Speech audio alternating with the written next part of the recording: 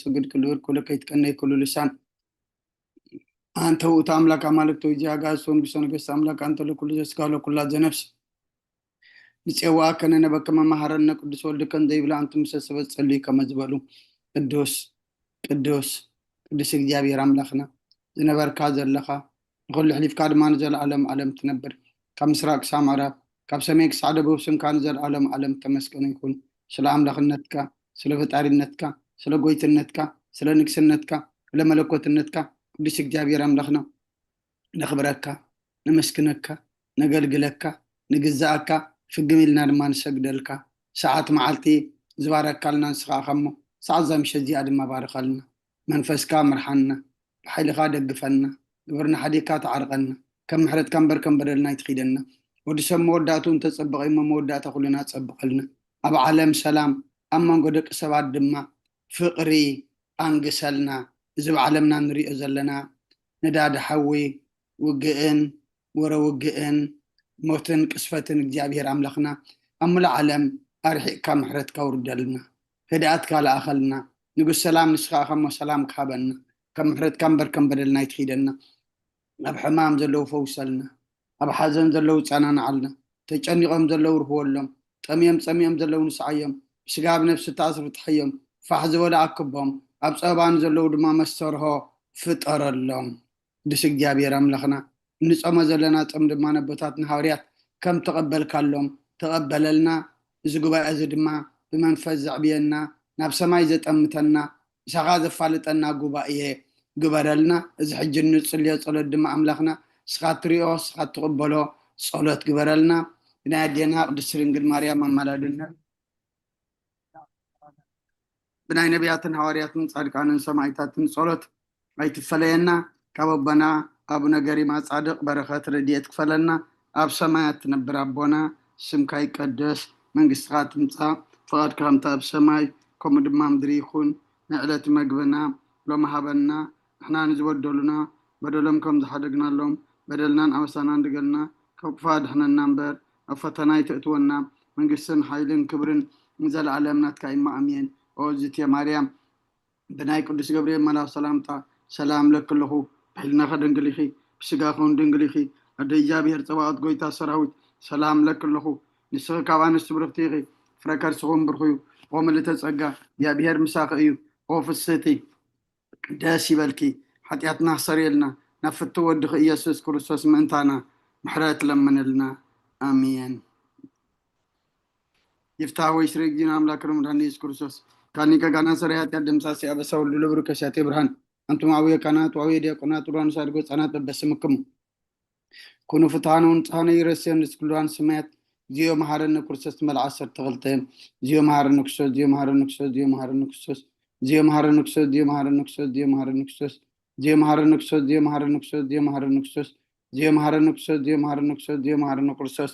كمون بنت اجزيتنا مريم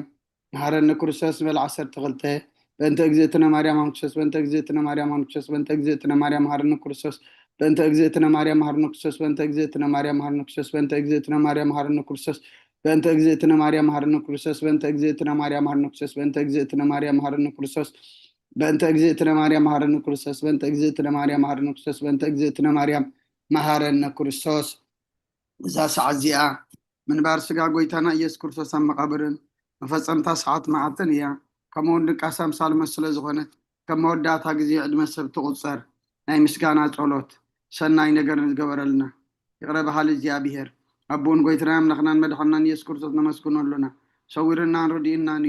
حلونا نقربنا تقبلنا تمعقبنا نقنينا كسعدا سعدياونا بصحنا ايو جو مزعد السعلة ديان بكل زمان يوتنان بفصم سلام كحلونا كل نزح جابير نخنان لمنا لنا وقويتانا جابير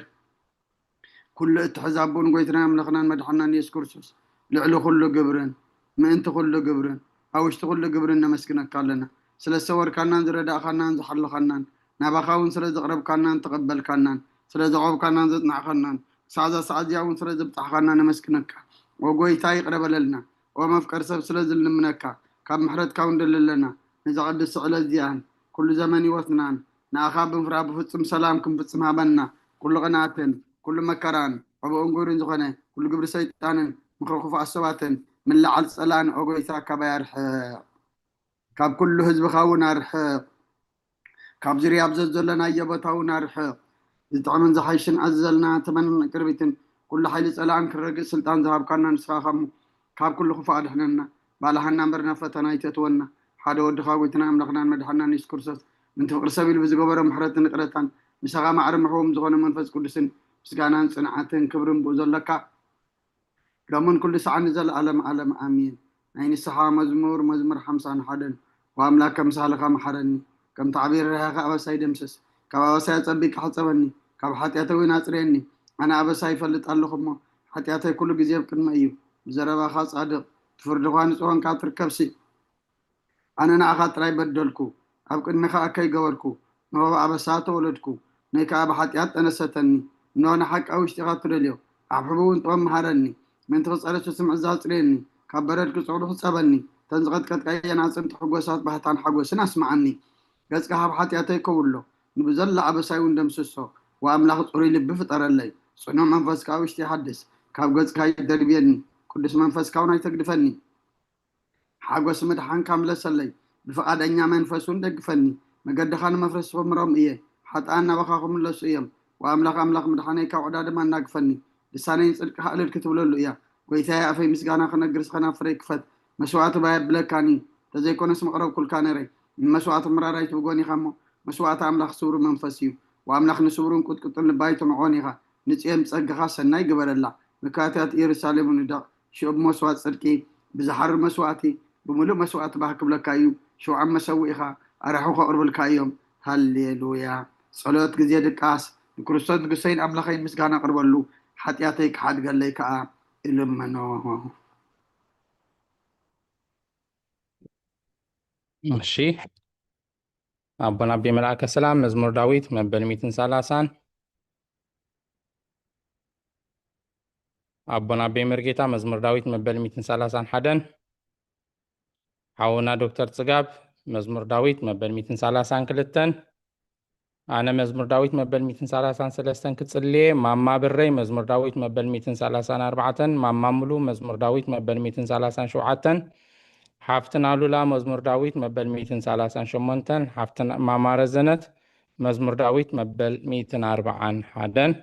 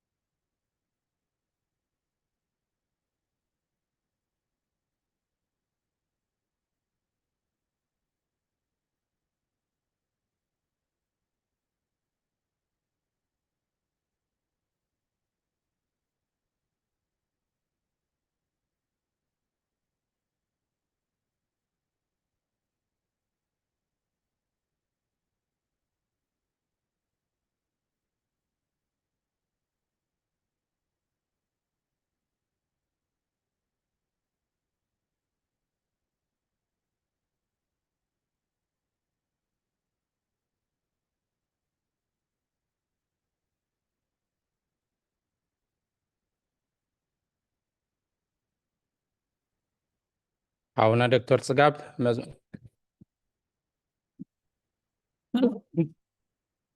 مزمور داويد مبل 240 كلتن ماما بري مزمور داويد مبل 240 شدشتن ماما مولو مزمور داويد مبل 240 شوعتن ماما رزنت مزمور داويد مبل 240 شمونتن عويل كقتن ببلنا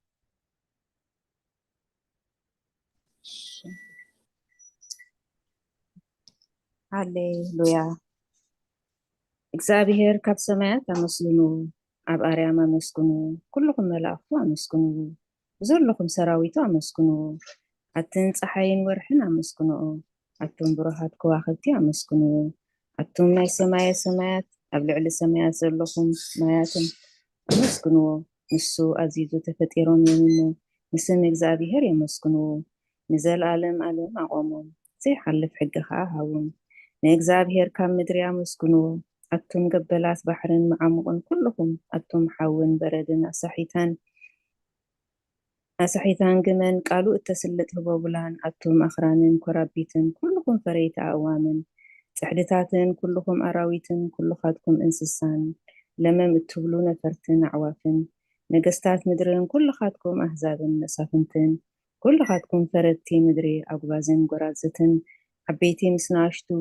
ስሙ በይኑ ልዑል እዩ ግርምኡ ኣብ ልዕሊ ሰማይን ምድርን እዩ እሞ ንስም እግዚኣብሔር ኣመስግንዎ ንህዝቡ ቀርኒ ኣልዓለ ስለዚ ኩሎም ቅዱሳኑ ደቂ እስራኤል እቲ ዝቆርቦ ህዝቡ የመስግኑ ኣሎ ኣሜን ሃሌሉያ አሜን ሃሌሉያ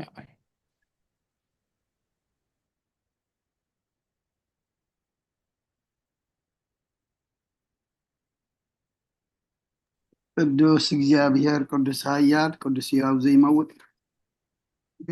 ምዕራፍ 2 ካብ ቁጥሪ 25 ክሳብ 32 እንሆ ድማ ብኢየሩሳሌም ስምዖን ዝበሃል ሰብኣይ ነበረ እዚ ሰብኣይ ጻድቅ ንኣምላኽ ዝፈርሕ ምጽናዕ እስራኤልን ጽበ ነበረ መንፈስ ቅዱስ ድማ ነበሮ ነቲ መስሕ እግዚአብሔር ከይረአየ ሞት ከም ዘይርኢ ድማ ብመንፈስ ቅዱስ ተገሊጹሉ ነበረ ብመንፈስ ከዓ ናብ ቤተ መቅደስ መፀ ወለዱ ነቲ ኢየሱስ ህፃን ከም ስርዓት ገብሩ ምሳተው ስምዖን ድማ ኣብኢዱ ሓፎ ንኣምላኹን ከም ዝናበለ ባረኾ ወጎይታይ ነቲ ንኣሕዛብ ምግላፅ ብርሃን ንህዝብኻ እስራኤል እውን ክብረት ክኸውን ኣብ ቅድሚ ኩሉ ዘዳለኻዮ ምድሓንካ ዓይንተይ ካብ ረኣያስ ሕጂ ከምቲ ዘረባኻን ባሪኻ ብሰላም ተፋን ውኢኻ በለ ምስጋና ንእግዚአብሔር ኣምላኽ ይኹን ኣሜን ኦ ክርስቶስ ኣምላኽና ብሴራ ኣቦኻን መንፈስ ቅዱስን ለምን ኩሉ ሰዓን ይሰግደልካ ኣለና አሜን ሓፍትና ሉላ ካብ ክፍልታት ጸሎት እንሆ ኣብ ቅድሚ ትቁንዕ ፈራዲ ክኸውን ተዳልየ ኣለኹ እንሆ ኣብ ቅድሚ እቲ ቁኑዕ ፈራዲ ክኸውን ተዳልየ ኣለኹ እቲ ኣብ ምግጋይ ዝሓለፈ ዕድመይ ንኾነንን ንፈርድን ብቑዕ ስለ ዝኾነ ብብዝሒ ኃጢአተይ እርዕድን እንቀጥቀጥን ኣለኹ ግን ከ ነፍሰይ ገና መሬት ትነብሪ ካብ ሃለኽ ዝተነስሒ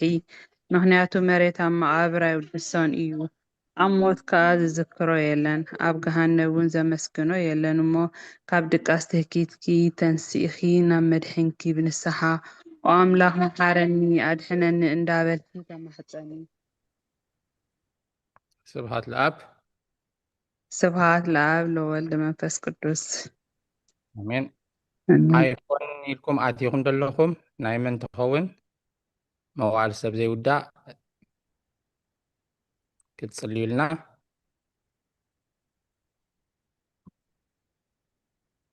እሺ ሓውና ዶክተር ጽጋብ መዋዕል ሰብ ዘይውዳእ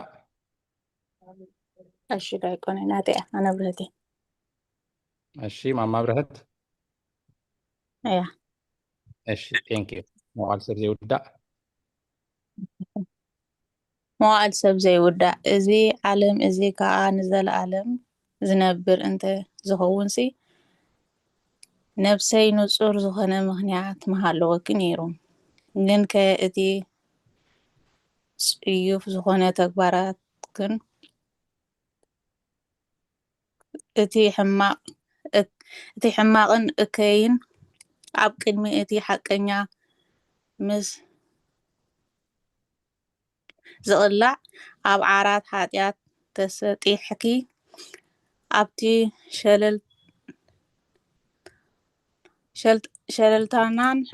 ዕዳናን ንስኺ ኮለኺ እንታይ እዩ እቲ ህብዮ መልሲ ኦ ክርስቶስ ኣምላኸይ በቲ ኣዝዩ ዘሕፍር ፍርድኻ እስንብድ ነቲ ዘለዓለማዊ ፍርድኻ እምብርከኽ በቲ መለከታዊ ነጸብራቃዊ ብርሃንካ እንቀጥቅጥ ኣለኹ ኣነ ሕሱም ድኑስ ኣብ ዓራተይ ደቂሰ ዘለኹ ኣብ ህይወተይ እውን ዘይጉዱስ ዝኾንኩ ናይቲ ተቐባላይ ቀረጻብነት ብምውሳድ ኣፍ ልበይ እናወቃኹ ኦ ኣምላኽ ኣነ ገበነኛ እየ እሞ ይቅረ በለለይ እብል ኣለኹ ይእዘዘኒ ወይ ዘልፍኒ ወለዓለም ዓለም ኣሜን አሜን أصل يا أخلا ثانك يو إيش أونا دكتور صقاب ونصف تدنقل ونزلت دنقلنا بارخي تغلطف صلاة رديتكي زرقحي نتأمل أب حلنا كم معبل زكمات الكبو حسابات كبار غيا نتا حممتي نفسي بخنتو نتأزي هالواتا تفيوالو ما نابصلت من أحنا بقسيا مخنيات النسخي كاليتن محرة تلمن آلايت أدن إخي أدن من جهوت نبثين أملخين قويتا يسوس كريستي تسفى إخي آمين ماما بري وقويتا بذلك تزي نعمو بزي حاجات كنحضر حالونا أمين شي وقيتا بزا ليت زي أنا عمو زي حديات كنحضر حلونا وأم لحبتاتنا نسخابر خيخا برختك أزي وزحيو قدسهم كون نزل ألم كبر زملؤ إيو أمين وقيتا كمت أبخا توكلنا يزلنا محرتك كم تخنلنا أنت كلنا نأخايت أبيا ألوا نسخاخا أب أوانو نقبيته بم وأملخنا مدهانينا وتصفى كلها وسنات مدري سمعنا وقيتا نسخا إخا كابزا علي تزي نزل ألم تدحننا تعقبنا أمين وقيتا بروخي خامو فردخا مهرني وقيتا بروخي خامو حقنت كاردأني وقيتا بروخي خا وقيتا بروخي خامو بروخي خامو خبرها أبرهالي وقيتا محرت كان زل ألم ينبر وقيتا أنا عين تكبر إيدكا كاب ولدنا ولد معقوبيت لزخونكا أي تنتقني وقيتا إن أخا بدي لإيمو محارن نفسي أدحنان نبلكو تل له وقيتا أبخا توكل الله أمو أدحنني فقاتك خجبرك أمهرني نسخا أملخي مفلفاله وتيخا ببرهان كادما إنا برهان النرئي محرتك نبتم زفلتخ خبرخا خا نبكون أهل بيتمتا ጸጋን በረኸትን ምስጋናን ብሓቅናትካ እዩ ወቅድሚ ዓለም ዝነበርካ ንዘለዓለም እትነብር ዘለኻ ኣቦን ወልድን መንፈስ ቅዱስን ንዓኻ ምስጋን ውዳሴ ግርማ ይግባእ ሎምን ኩሉ ሳዕ ንዘለዓለም ዓለም ኣሜን ወልኡል ጎይታ ብኣኻ ምእማንን ስምካ ምዝማር ሰነ እዩ እሞ ምሕረትካ ኣብ ፀፅብ ብሓቅነትካ ድማ ለይቲ ለይቲ ኣዘንቱ ኣሜን ማማ ሙሉ ውዳሴ ስሉስ ቅዱስ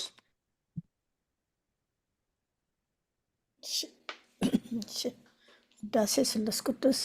ቅዱስ እግዚአብሔር ቅዱስ ኃያል ቅዱስ ሕያው ዘይመውት ካብ ቅድስቲ ድንግል ማርያም ዝተወልደ መሐረና ቅዱስ እግዚአብሔር ቅዱስ ኃያል ቅዱስ ሕያው ዘይመውት ኣብ ዮርዳኖስ ተጠምቀ ኣብ ልዕሊ ዕፀ መስቀል ምእንታና ዝተሰቕለ መሐረና ቅዱስ እግዚአብሔር ቅዱስ ኃያል ቅዱስ ሕያው ዘይመውት ኣብ ሳልሳይ መዓልቲ ካብ ሞታት ዝተንስአ ብምስጋና ናብ ሰማያት ዝዓረገ ኣብ የማነ ብኡ ዝተቐመጠ ኣብ ህያውያንን ምዉታንን ክፈርድ ከም ብሓድሽ ክመጽእ እዩ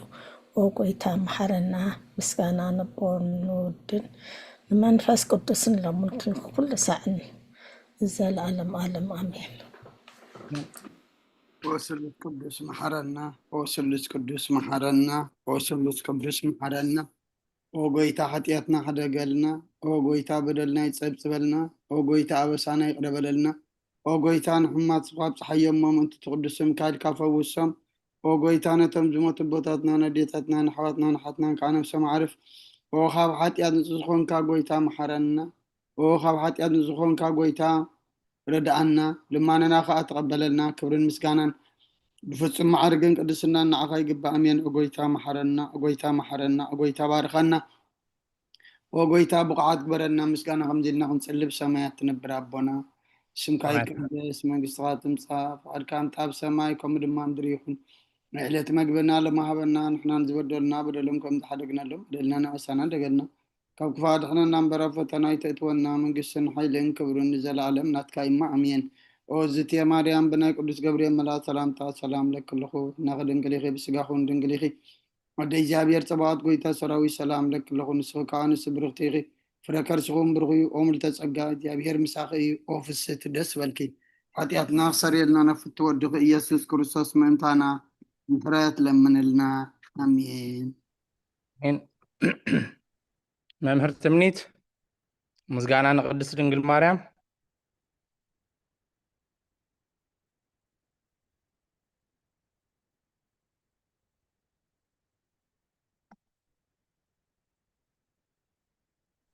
እሺ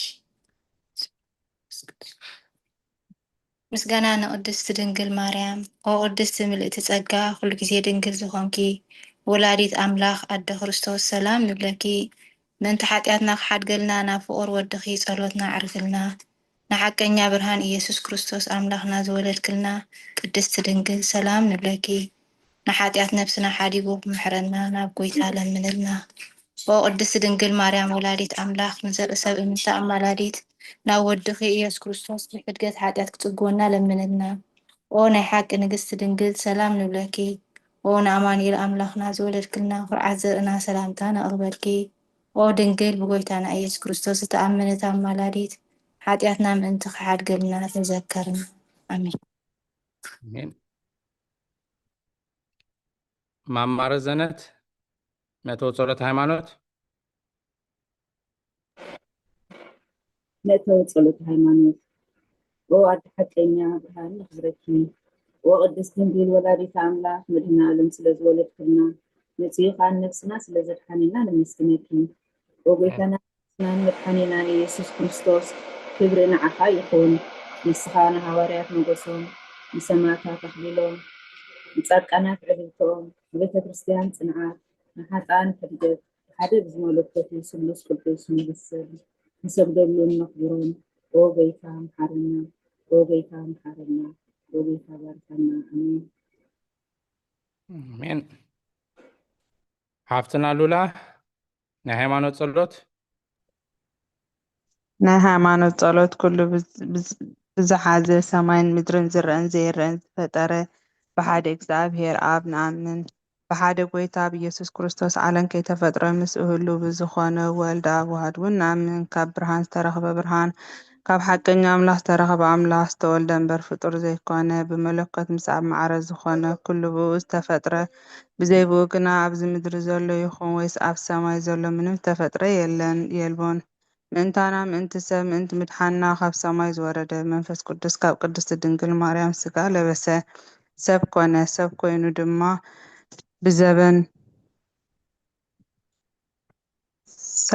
ድማ ብዘበን ጴንጠናዊ ዴሜጦስ ምእንታና ተሰቕለ ሓመመ መከራ መስቀል ተቐበለ ሞተ ተቐብረ ኣብ ቅዱሳን መጽሓፍቲ ከም ዝተጻሓፈ ኣብ መበሳሳይ መዓልቲ ካብ ሙታን ተፈልዩ ተንስአ ብኽብሪ ናብ ሰማይ ዓረገ ኣብ የማን ኣቦ ተቐመጠ ከም ብሓድሽ ንህያዋንን ንሙታንን ክፈርድ ብኽብሪ ክመጽእ እዩ። መንግስቱ መወዳእታ የብላን ጎይታ ምሕወይን ብዝኾነ ካብ ኣብ ዝተረጸ መንፈስ ቅዱስ እውን ንኣምን ምስ ኣብን ወልድን ንሰግደሉን ነመስግኖን ብነቢያት ዝተነገረና እዩ። ልዕሊ ኩሉ ናይ ሃዋርያት ጉባኤ ብዝኾነ ብሓንቲ ቅድስቲ ቤተክርስቲያን ንኣምን ንሕድገት ሓጢኣት ብሓንቲ ጥምቀት ንኣምን ትንሣኤ ሙታን ንዘለዓለም ዓለም ዝመጽእ ህይወት እውን ተስፋ ንገብር ኣሜን። ኦ ጎይታ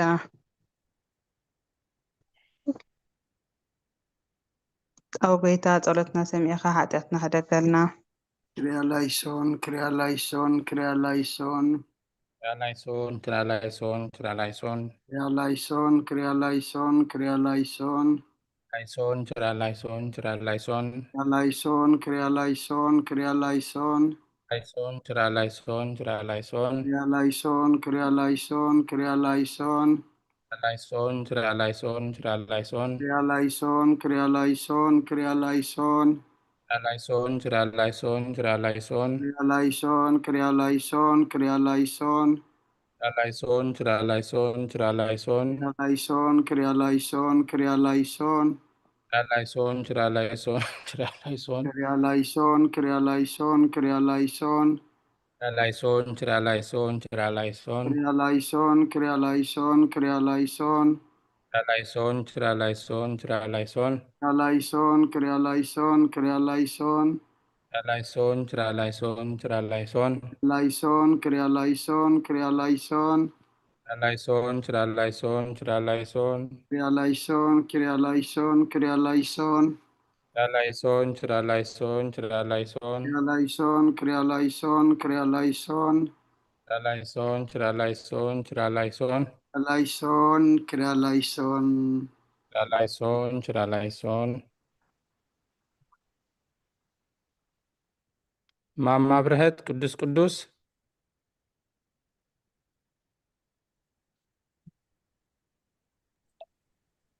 ቅዱስ ቅዱስ እግዚአብሔር ጎይታ ሰራዊት እስኪ ንታሕቲ ደቕሩ ቅዱስ ቅዱስ እግዚአብሔር ጎይታ ሰራዊት ሰማይን ምድርን ብክብርኻን ብልግስኻን ሙሉኣት እየን። ኦ ንኩሉ እትመልኽ እግዚአብሔር ኣቦ መሓረና። ኦ ጎይታ ሰራዊት ኣምላኽ ሓይልታት ምሳና ኩን። ምክንያቱ ኣብ ግዜ ሽግርናን ጭንቀትናን ብዘይካ ረዳኢ የብልናን። ኦ ኣምላኽ ኣባና ሕደር ንበደልና ይቕረታን ምሕረትን ግበረልና። እቲ ብድሌትናን ብዘይ ድሌትናን ዝገበርናዮ እቲ ብፍላጥን ብዘይፍላጥን ዝሰራሕናዮ ስውርን ግሁድን ዝኾነ ሓጢኣትና ምእንቲ እቲ ኣብ ልዕለና ዝስመይ ቅዱስ ስንካ ኢልካ ኦ ጎይታ ይቕረ በለልኒ።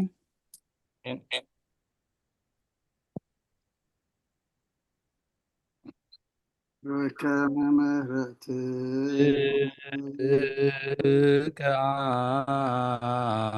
አምላክነ ወአኮበከ አበሳነ በከመ ምሕረትከ አምላክነ وعقابك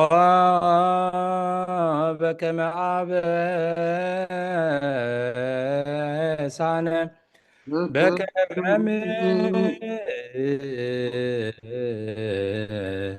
رتك أملاكنا وعقابك عبسانا ጎይታ ቡቅዓት ጎረና ምስጋና ከምዚልና ክንፅልብ ሰማያት ትነብር ኣቦና ኣብ ሰማያት ትነብር ኣቦና መንግስታት ትምፃእ ፍቃድካ ካብ ሰማይ ከምኡ ድማ ምድሪ ይኹን ንዕለት መግብና ሎሚ ሃበና ንሕና ንዝበደሉና በደሎም ከም ዝሓደግናሎም በደልና ንዕሰና ደገልና ካብ ክፋድና እምበር ኣብ ፈተና ይተእትወና መንግስትን ሓይልን ክብርን ንዘለዓለም ናትካ ኢማ ኣሜን። ኦዝትየ ማርያም ናይ ቅዱስ ገብርኤል መልአክ ሰላምታ ሰላም ለክልኹ ሕልናኸ ድንግል ኢኺ ብስጋኹን ድንግል ኢኺ ኣደ እግዚኣብሔር ፀባኦት ጎይታ ሰራዊት ሰላም ለክልኹ ንስኸ ካብ ኣንስቲ ብርኽቲ ኢኺ ፍረ ከርስኹም ብሩኽ እዩ ኦ ምልዕተ ጸጋ እግዚኣብሔር ምሳኺ እዩ ኦ ፍስቲ ደስ በልኪ ኃጢአትና ሰሪየልና ነፍቲ ወድኺ ኢየሱስ ክርስቶስ መንታና ምሕረት ለምንልና ኣሜን። ናይ ንስሓ ጸሎት ኦ ጎይታ ኩሉ ዓለም ዝሓዝካ እግዚኣብሔር ኣብ ቁስና ኦ ጎይታ ኣብዛ መዓልቲ እዚ ኣብ ቅድሚኻ ብተግባርኹም ብቃል ሓሳብኹም ብኩሉ ዋሳትና ዝሓጣናዮ ንስኻ ርሕሩሕን መፍቀሪ ሰብን ስለ ዝኾንካ ምንቲ ትቅዱስ ምካልካ ተዓረቐናን ሕደገልናን ኦ ኣምላኽ ብሰላም ክንሓድር ሰላማዊት ለይቲ ሃበና ኣብዛ ናይ ድቃስ ግዜና ካብ ኩሉ ጭንቀት ናፃ ግበረና ካብ ኩሉ ክፍኣትን ካብ ኩሉ ፈተና ፀላእን ክሕልወና ከዓ ናይ ሰላም መልኣካ ለኣኸልና ብፀጋን ብርህራይን መፍቀሪ ሰብ ዝኾነ ሓደ ወድኻ ጎይታና ኣምላኽናን መድሓናን ኢየሱስ ክርስቶስ እቲ ብኡን ምስኡን ክብርን ውዳሴን ግርማን ዘሎካ ማዕሪኻ ምስ ዝኾነ ወሃይወት መንፈስ ቅዱስን ምስጋና ይግባአካ ሕጂ ንዘለዓለም ዓለምን ኣሜን። ድሕሪ ነፍሲ ወከፍ ሰዓት ዝፅለ ጸሎት ኦ ጎይታ መሓረና ምሕረትካ እውን ኣብዝሓልና ወኣብ ነፍሲ ወከፍ ሰዓትን ግዜን ኣብ ሰማይን ኣብ ምድርን ብክብረት ዝገለልካ ክርስቶስ እሙን ኣምላኽና በዓል ነዊሕ ትዕግስትን ብዙሕ ምሕረትን ብሰናያት ተመላእኻ ርሕሩሕን ነቶም ኣነ ዝቐደመዮም ሓጢአተኛታት ትምሕር ንሓጢ ብንስሓ ተመሊሱ ብሂወት ክነብር እምበር ሞቱ ዘይትደሊ ምንቲ ፅበዮም ዘሎ ተስፋ ሰማያት ክረኽቡ ንኩሎም ናብ ድሕነት እትዕድም ኦ ጎይታ ኣብዛ ሰዓት እዚኣን ኣብ ኩሉ ሰዓታትን ድማነና ትቕበል ህይወትና ቃናዓልና ትእዛዛትካ ክንገብር ምርሓና መንፈስና ቀድስ ስጋናን ሓሳባትና ናንፅህ ትምኒትና እውን ስመር ሕማምና ፈውስ ሓጢአትና ሓደገልና ካብ ኩሉ ክፉእ ሓዘንን ስቅያት ትብርድኣና ብህልውናም ክንዕቆብ ብቅዱሳን መላእኽትካ ሓልወና ናብ ውህደት እምነት ከነምርሕ ምእንቲ ናብቲ ዘይምርመርን ዘይውሰንን ፍልጠትካ ክንበፅሕ ዓድለና ንስኻ ንዘለዓለም ብሩኽ ኢኻ ኣሜን። ኦ ጎይታ ብቕዓት ግበረና ብምስጋና ከምዚ ኢልና ክንፅሊ ብሰማያት ትነብር ኣቦና ስምካ ይቀደስ መንግስትኻ ትምፃእ ፍቃድካ እንታ ኣብ ሰማይ ከምኡ ድማ ምድሪ ይኹን ንዕለት መግብና ሎሚ ሃበና ንሕና ንዝበደሉና በደሎም ከም ዝሓደግናሎም በደልና ንዕሳና እንደገልና ካብ ክፉእ ኣድሕነና እምበር ኣብ ፈተና ይተእትወና መንግስትን ሓይልን ክብርን ንዘለዓለም ናትካ ኢማ ኣሜን። ኦ እግዝእትየ ማርያም ብናይ ቅዱስ ገብርኤል መልአክ ሰላምታ ሰላም ለክልኹ ብሕልናኸ ድንግል ኢኺ ብስጋኸ እውን ድንግል ኢኺ ኣደ እግዚኣብሔር ፀባኦት ጎይታ ሰራዊት ሰላም ለክልኹ نسخي كاب أنس برختيخي فركر سخون برخيو وملئت ጸጋ የአብሔር ምሳኽ እዩ ፍስቲ ደስ ይበልኪ ኃጢአትና ሰሪየልና ናፍቅቲ ወድኺ ኢየሱስ ክርስቶስ ምእንታና ምሕረት ለምንልና አሜን አሜን። ስለዝነበረና ናይ ጸሎት ጊዜ ንእግዚአብሔር አምላኽና ክብርን ምስጋናን ይብጻሕዮ። ካብዚ ብምቕጻል ከምቲ ኩሉ ግዜ ኣብ ነፍሲ ወከፍ ሰሉስ ድሕሪ ቀትሪ ካብ ሰዓት 6 ክሳብ ሰዓት 8 እንመሃሮ እነንብቦ እነስተንትኖ ዲስካስ እንገብሮ ትምህርቲ ሃይማኖት አበው ንሎሙ ድማ መቐጸልታ ሃይማኖት አበው ናይ ቅዱስ ኤጲፋኒዮስ ኤጲስቆጶስ ናይ ቆጵሮስ ምዕራፍ 57 ክፍሊ 10 ካብ ቁጥሪ 21 ጀሚርና ከነንብብ ኢና። ስክሪን ሼር ኮይኑሎ ዶ ኣይኮነን ትጸሎት እዩ ዘሎ። እሺ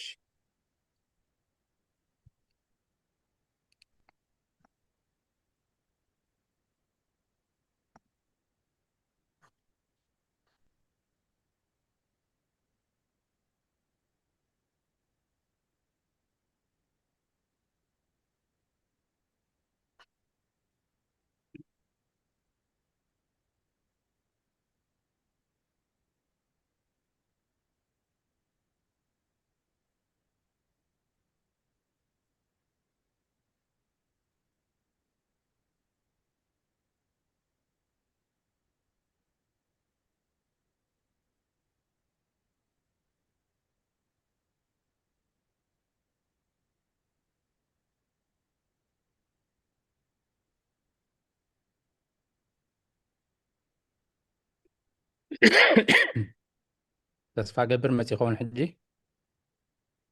هو መጽኢ ቴንክ ዩ አባና ሓራይ ንባብ ክንጅምር ኢና። እንደያ ዲያቆን ወደይ ቁርውጥ ይለጥ ምዕራፍ 57 እወ 10 ቁጥሪ 21 ቁጥሪ 21 እወ እንተኺልና ኩላትና ፒሮን ወረቐትን ነሓዝ ተደይ ኮይኑ ከዓ ወላውን ኣብ ሞባይልና ተገደደ ክንሰምዕ ከለና ካብቲ ዘንበብናየን ካብቲ ትሰማዕናየን ወላታ ቁጥሪ ጥራይ ነሓዛ ኣብ ቁጥሪ እዚኣ ከምዚኣ ከሰንትን ድልየ ወይ ኣብ ቁጥሪ ክንዲዚኣ ሕቶላትን ምእንቲ ክንብል በቓልና ክንዝክሮ ስለ ዘይንኽእል ብምልኡ ወላታ ቁጥሪ ጥራይ ተሒዝና ንኩላትና ንክንሳተፍ ክትሕግዘና እግዚኣብሔር ሓግዘና። አሜን አሜን አሜን ወደይ ኣብ ቁጥሪ 22 ክልተ ንባባት ኣለዋና። መምህር ትምኒት ትንቢት ኢሳይያስ ምዕራፍ 63 ቁጥሪ 9 ማማ መዓዛ ወንጌል ዮሐንስ ምዕራፍ 10 ቁጥሪ 28 ትዝውር ተደይሃሊኺ እሺ ንባብ ቁጥሪ 21 22 ከም በሓድሽ እዚ ቅዱስ ኣቦ ናይ ቆጵሮስ ኤጲስቆጶስ ኤጲፋኒዮስ ከምዚ ይበለ ንሱ ጥበብ እዩ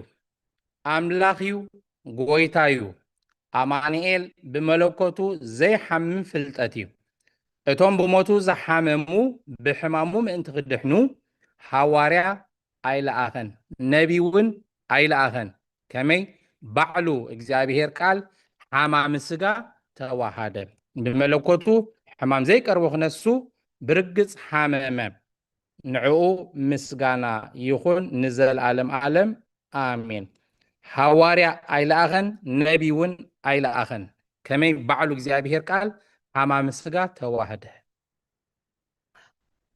ትንቢት ኢሳይያስ 63 ትንቢት ኢሳይያስ ምዕራፍ 63 ቁጥሪ 9 ኣብ ኩሉ ፀበብኦም ፀበቦ መልኣኽ ገጹ ድማ ኣድሓኖም ብፍቅሩን ብለውሃቱን ተበጀዎም ብዝሓለፈ ዘመናት ኩሉ ግዜ ሓንጎሮምን ሓዘሎምን።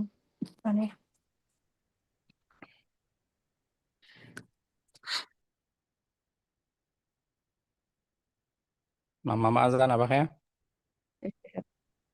ወንጌል ዮሐንስ 20:27 ድሓር ከዓ ንቶማስ ኣጸቢቕካ ኣብዚ ኣምጽእ ንእዳወይን ርአ ኢድካ ከዓ ናብዚ ኣምጽእ እሞ ናብ ጎድነይ ኣእትዎ ኣማኒ እምበር ዘይኣማኒ ኣይትኹን በሎ። ቀፂልና ክፍሊ 11 ንሰግር ኣለና ኣብ ክፍሊ 11 ኣብ ቁጥር 30 ክልተ ንባባት ዘለዋና ሓውና ዶክተር ጽጋብ ወንጌል ዮሐንስ ምዕራፍ 15 ቁጥር 26 ማማ ብረይ ወንጌል ዮሐንስ ምዕራፍ 16 ቁጥር 14 ንባብ ካብ ቁጥር 23 ክሳብ ቁጥር 30 ነስተውዕለሉ ከም ብሓድሽ እዚ ቅዱስን ልዑል መዘከርታን ግኑን ዜናን ዘለዎ ኤጲፋኒዮስ ኣብዚ መፈጸምታ እቲ መልህቅ ዝስመ መጽሓፉ ከም ዝበለ ኩሉ ዓለም ብዝሓዘን ንኩሉ ብዝፈጠረን ኩሉ ዝረአን ዘይረአን ብዝፈጠረን ብሓደ ኣምላኽ ንኣምን ካብ ኣብ ብዝተወልደ ብሓደ ወዲ እግዚኣብሔር ብጎይታና ኢየሱስ ክርስቶስ ንኣምን ቅድሚ ዓለም ካብ ህላዌ ኣብ ተወልደ ብዳሕረዋይ ዘመን ከዓ ካብ እግዝእትነ ቅድስት ድንግል ማርያም ብግብሪ መንፈስ ቅዱስ ተወልደ ነፍስን ስጋን ልብን ኣእምሮን ዘለዎ ብዘይ በይና ሓጢኣት ኩሉ ንሰብ ዘለዎ ኮይኑ ፍጹም ሰብ ኮነ ብዘርኢ ሰብኣይ ዝተወልደ ኣይኮነን ኣብ ኩሉ ሰብ ከም ዝሓድር እውን ኣይሓደሮን ከመይ ባዕሉ ንዕኡ ንበይኑ ስጋ ወሰደ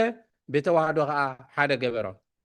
ከም ኩሎም ነቢያት ኡፍ ዝበለሎም ኣብኣቶም ሓዲሩ ብኦም ዝተዛረበ ኣይኮነን ፍጹም ሰብ ኮነ ቃል ሰብ ኮነ ኣይተለወጠን መለኮቱ እውን ሰብ ናብ ምዃን ኣይተለወጠን ፍጻሜኡ ድማ ምስ መለኮቱ ብብርሃን ቅድስቲ ተዋህዶ ገበረ ጎይታና ኢየሱስ ክርስቶስ ሓደ እዩ ንሱ ጎይታና እዩ ንሱ ንጉስ እዩ ብስጋ ዝሞተን ዝተንስአን በዚ ሓደ ኣካል ናብ ሰማያት ዝዓረገን ንሱ እዩ ከም ብሓድሽ በዚ ሓደ ኣካል ክመጽእ እዩ ኣሜን ኣብ ሕጊ ብዝተዛረበ ብነቢያት ብዝተሰብከ ኣብ ዮርዳኖስ ዝወረደ ኣብ ሃዋርያት ሓዲሩ ዝመሃረ ኣብ ቅዱሳን ዝሓደረ መንፈስ ቅዱስ ንኣምን ህላዌ መንፈስ ቅዱስ ፍጹም ጰራቅሊጦስ ዘይተፈጥረ ካብ ኣብ ዝሰረጸ ካብ ወልድ እውን ዝወሰደ ብእኡ ንኣምን ዮሐንስ 15:16 ወንጌል ዮሐንስ ምዕራፍ 15 ፍቅዲ 26 እቲ ኣነ ካብ ኣቦ ዝሰደልኩም መጽናንዒ ካብ ኣቦ ዝወፅእ መንፈስ ሓቂ ምስ መጸግና ንሱ ክምስክረለይ እዩ ኣሜን ኣሜን ወንጌል ዮሐንስ 16:14 ንሱ ኻባይ ክወስድን ክነግረኩምን እዩ እሞ ንዓይ ከኽብረኒ እዩ አሜን አሜን እሺ ቀፂልና ቁጥር 31 ጉባኤ ሐዋርያት ብዝኾነት ብሓንቲ ቅድስት ቤተ ክርስቲያን ንኣምን ንንስሓን ንሕድገት ሓጢኣትን ብሓንቲ ጥምቀት ንኣምን ናይ ምውታት ትንሳኤ ሓንቲ ከም ዝኾነትን ናይ ነፍስን ስጋን ምውህሃድን መንግስተ ሰማያትን ናይ ዘላለም ህይወትን ንኣምን ቀፂልና ክፍሊ 12 ኣብ ቁጥሪ 33 ክልተ ሓንቲ ጥቕሲ ኣላትና ማማሙሉ ዘፍጥረት ምዕራፍ 37 ካብ ቁጥሪ 31 ክሳብ ቁጥሪ 35 ክፍሊ 12 ንባብ ቁጥሪ 32 33 ከም ብሓድሽ እዚ ቅዱስ ኤጲፋኒዮስ እዚ ቅዱስ ኤጲስቆጶስ ኤጲፋኒዮስ ብዛዕባ 12 ኣእማን ኣብ ዝደረሶ ከም ዝበለ ኣብ ቤት ያዕቆብ ከምዚ ነበረ ዮሴፍ ሞይቱ ስለ ዝተባህለ ኣብኡ መሪር ብኽያት ነበረ ንሱ ኣብ ግብፅ ነጊሱ ከሎ ካልኦት ዮሴፍ ሞይቱ እዩ እናበሉ ሞቱ የዘንትው ነበሩ ኣብቲ ክዳን ዮሴፍ ደም ነበረ ደም ዮሴፍ ግና ኣይነበረን እቲ ክዳን ግዳ ክዳን ዮሴፍ ነበረ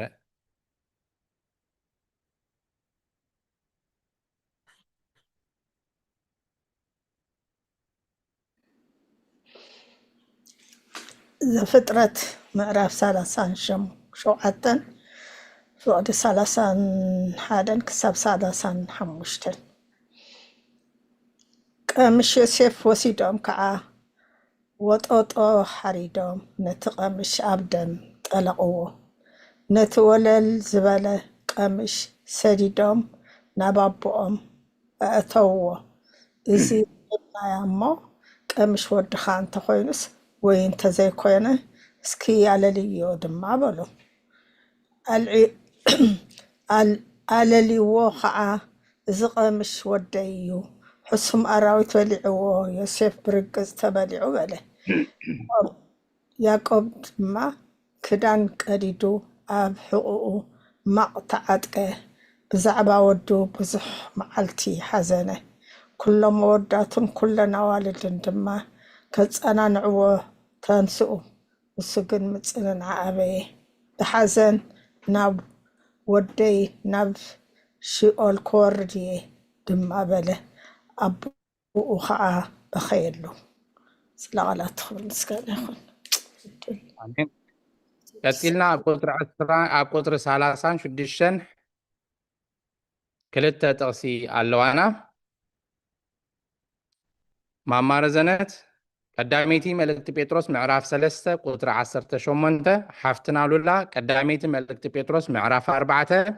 ቁጥሪ 1 ንባብ ካብ 34 ክሳብ 36 ናይ ዮሴፍ ብምሳሌ ኣምፂልና ፀኒሑ ሕጂ ከዓ ካብዛ 34 ከምዚ ይብል ከምኡ ድማ ደቂ እስራኤል ኣብ ልዕሊ መድሃኒና ኣእዳዎም ኣንበሩ ግናኸ ናብ መለኮቱ ክበፅሑ ኣይከኣሉን ከመይ ንመለኮት ብስጋ ዝመፆ መከራ ምንም ኣይበፅሖን እዩ እቲ ንክዳን ዮሴፍ ዘርስሕሉ ደም ከዓ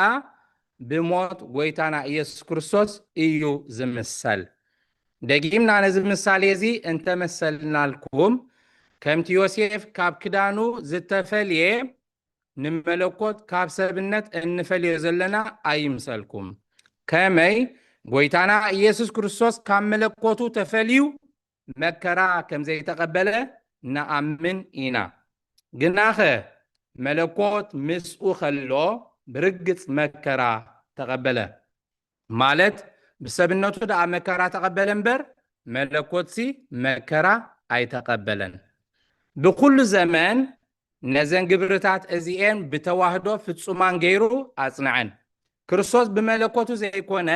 ብስጋ መከራ ከም ዝተቀበለ ተባህለ ሐዋርያ ጴጥሮስ ከም ዝመስከሮ ድማ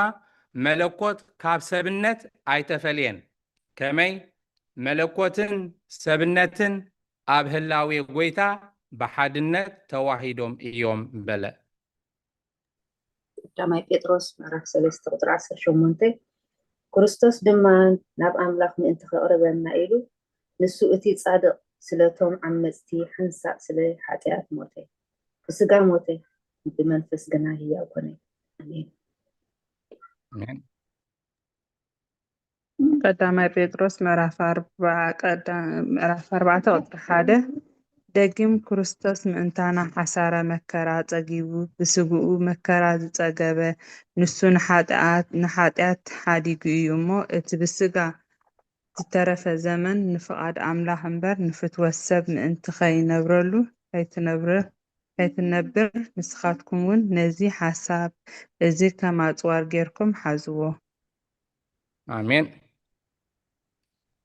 ናይ ምዕራፍ 57 መወዳእታ ቁፅሪ 37 እያ ማማ ብርህት ቀዳሜይቲ መልእክቲ ጳውሎስ ናብ ሰብ ቆሮንጦስ ምዕራፍ 2 ቁፅሪ 8 ሐዋርያ ጳውሎስ እውን ብዛዕባ መለኮትን ሰብነትን ሓደ ገይሩ ንሱ ጎይታ ክብሪ ከም ዝኾነ ክገልጽ ከሎም ፈሊጦምዎ እንተዝኾኑስ ነቲ ጎይታ ክብሪ ኣይምሰቀልዎን በለ ቀዳማይ ቆሮንቶስ 2:8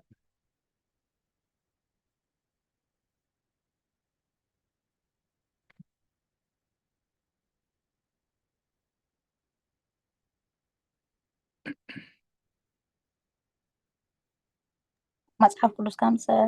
ዳይቆነ ዳይ ሒዞኩም ድሓን ካልእ ስጉዓት እሺ መምህር ትምኒት ቀዳመይቲ መልእክቲ ጳውሎስ ናብ ሰብ ቆሮንቶስ ምዕራፍ 2 ቁጥሪ 8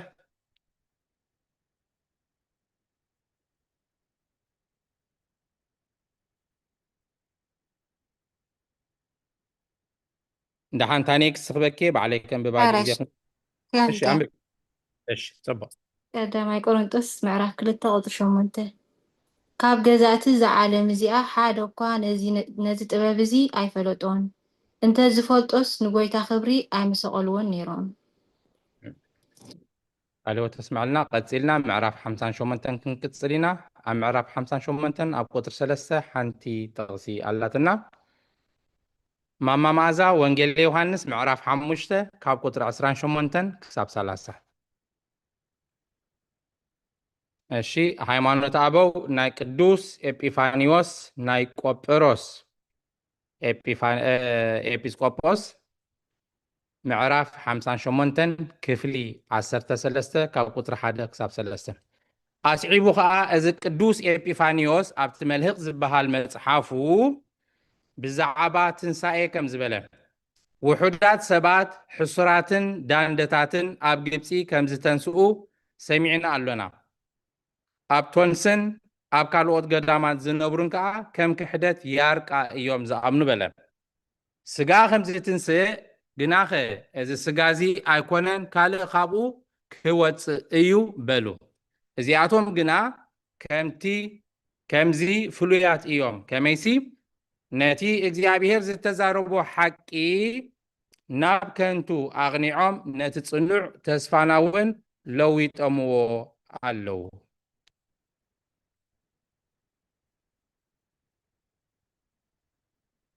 نبي ዲያቆን ሓው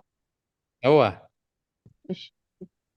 ዮሃንስ 5 ካብ 28 ጋዕ 30 ኣብ መቃብር ዘለዉ ኩላቶም ድምፂ ኣምላኽ ዝሰምዑላ ሰዓት መፅያ ሰናይ ዝገበረ ናብ ትንሣኤ ህይወት እኩይ ዝገበሩ ከዓ ናብ ትንሣኤ ፍርዲ ክወፁ እዮም እሞ በዚ ኣይትደንቑ ካብ ርእሰይ ገለ ክገብር ኣይክእልን ፍቓድ እቲ ዝለኣኸኒ ፍቓደይ ኣይደልን እየ እሞ ኣነ ከምቲ ዝሰማዕክዎ እየ ዝፈርድ ፍርደይ ከዓ ቅኑዕ እዩ ኣሜን ካብ ዝቐፂሉ ኣብ ቁጥሪ 5 ደለዋ ንባባትና ማማ ህይወት መዝሙር ዳዊት መበል 19 ቁፅሪ 4 ሓውና ዶክተር ጽጋብ መዝሙር ዳዊት መበል 104 ካብ 19 ክሳብ 24 ማማ ብረይ መልእክቲ ጳውሎስ ናብ ሰብ ሮሜ ምዕራፍ 13 ካብ ቁፅሪ 1 ክሳብ 13 ካብ ቁፅሪ 11 ክሳብ ቁፅሪ 13 ንባብ ቁፅሪ 4-5 ምእንቲ እዚ ብዛዕባ እዞም ብዓመፃኦም ንሓዋሩ ትንሣኤ ዝኽሕዱ ዘይኣመንቲ እዚኣቶም ብዛዕባ ግብሮምን ብዛዕባ እዚ ነገር እዝን ክንዛረብ ንግደድ ኢና ከመይ በታ ኣብኣቶም ሓዲራ እትፍፀም ብዙሕ ሓጢኣት ዳሓር ብዝስዕቦም ፍዳ ምኽንያት ትንሣኤ ይጸልኡ ኣለዉ ንእግዚአብሔር ኮነ ንትእዛዛቱ ኣይፈልጥዎን እዮም እዞም ሰባት እዚኣቶም ግና ብዘይፍታዎም ክትንስኡ ኣለዎም እነሆ ኩሉ ፍጥረት ብገሃድ የሕፍሮም ኣሎ ምሳሌ ትንሣኤ ድማ ብርግጽ ፍጥረታት የረድኡና እዮም ፀሓይ ክዓርብ ከሎ ብኡ ኣምሳል ከም ሙታት ንኸውን ለይቲ ተፈጺሙ ብርሃን ክወፅእ ከሎ ድማ ካብ ድቃስና ንነቅሕ ይብል መዝሙር ዳዊት 19:4 ከመይ ምሲኹም ኩልኹም ዳዊት 19 ቁፅሪ 4 ከዓ ገመዶም ናብ ኩላ ምድሪ ቃላቶም ድማ ክሳዕ ወሰን ዓለም ይወፅእ ኣሎ ንፀሓይ ከዓ ድንኳን ተኸለሎም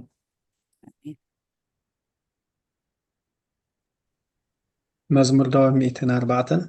ካብ ፍቕዲ 19 ስጋብ 24 ወርሒ ንምምደብ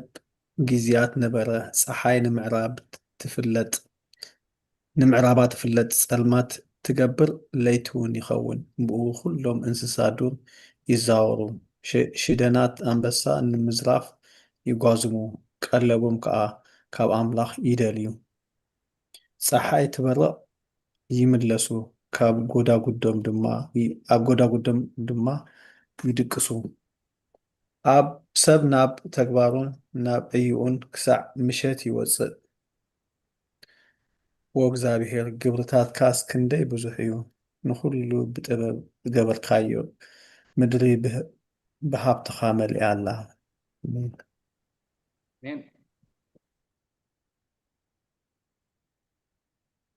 بيدي يكون ودي لا تيدا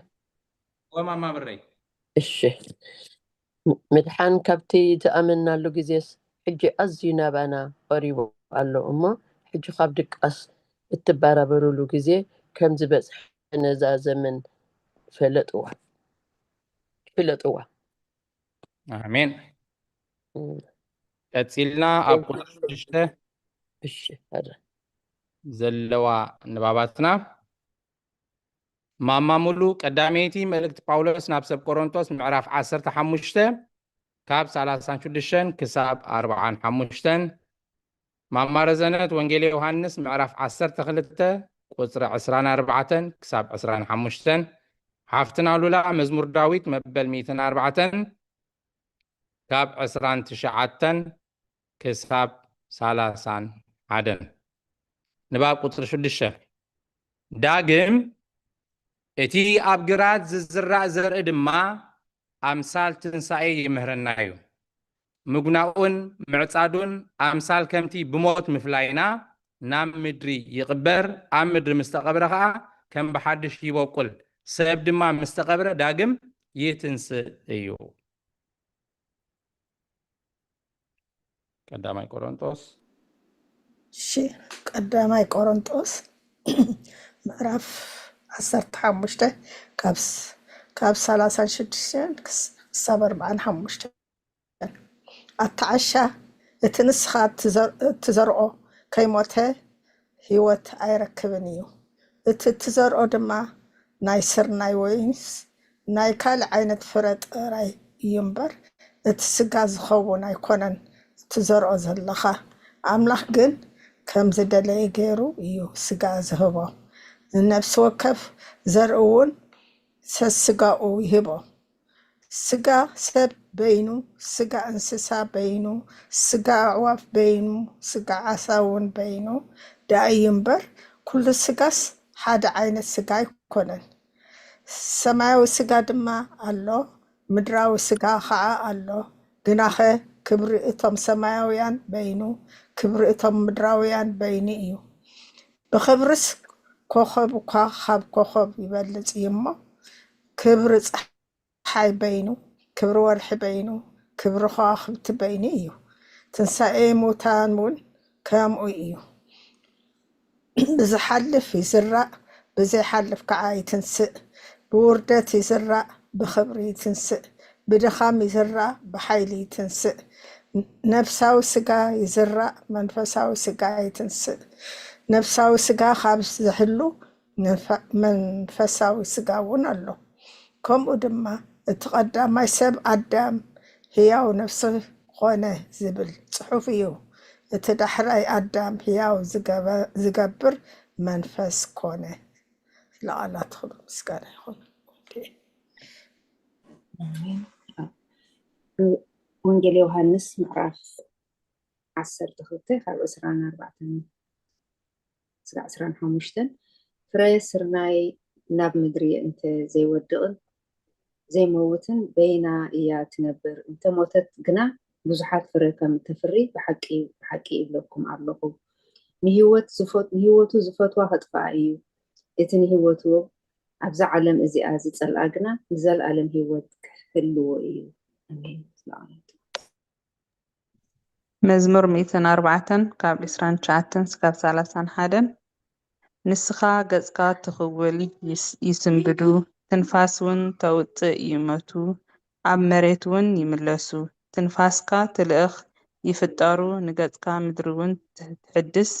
ክብሪ እግዚአብሔር ንዘለዓለም ይነብር። እግዚአብሔር ብተግባሩ ይተሓጐስ። አሜን። ካብዚ ቀፂሉ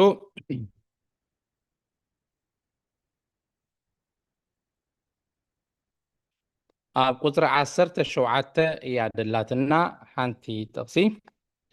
መምህር ትምኒት ካልአይቲ መልእክቲ ጳውሎስ ናብ ሰብ ቆሮንጦስ ምዕራፍ 4 ካብ 7 ክሳብ 11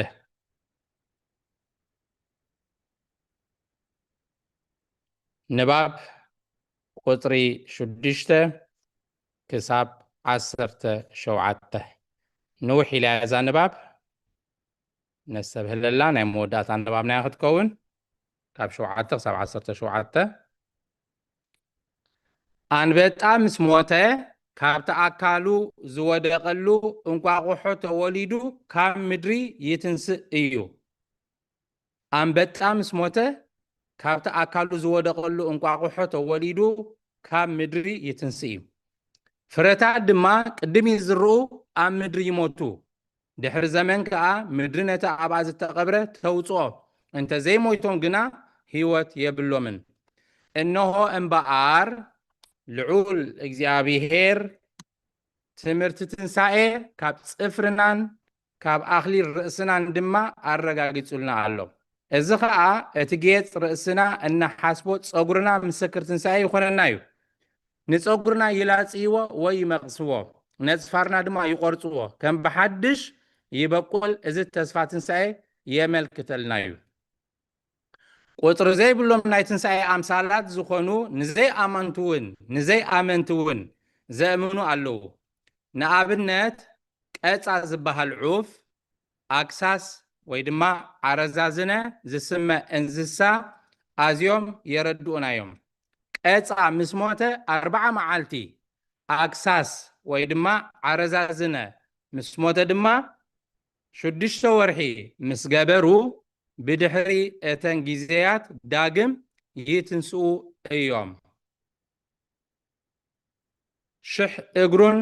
ሓውለይቶን ምስ ሞቱ ኣብ ምድርን ኣብ ድኹዕን ይቕበሩ፣ ህያዋን ኮይኖም ድማ ዳግም ይትንስኡ እዮም። ስለምንታይ ብዛዕባ ስሙ ፈንክስ ዝተባሃለ ዑፍ እዛረብ? ንሱ 500 ዓመት ብህይወት ከም ዝነብር ስሙ ኣብ ኣመንቲ ኮነ ዘይኣመንቲ ግኑን እዩ።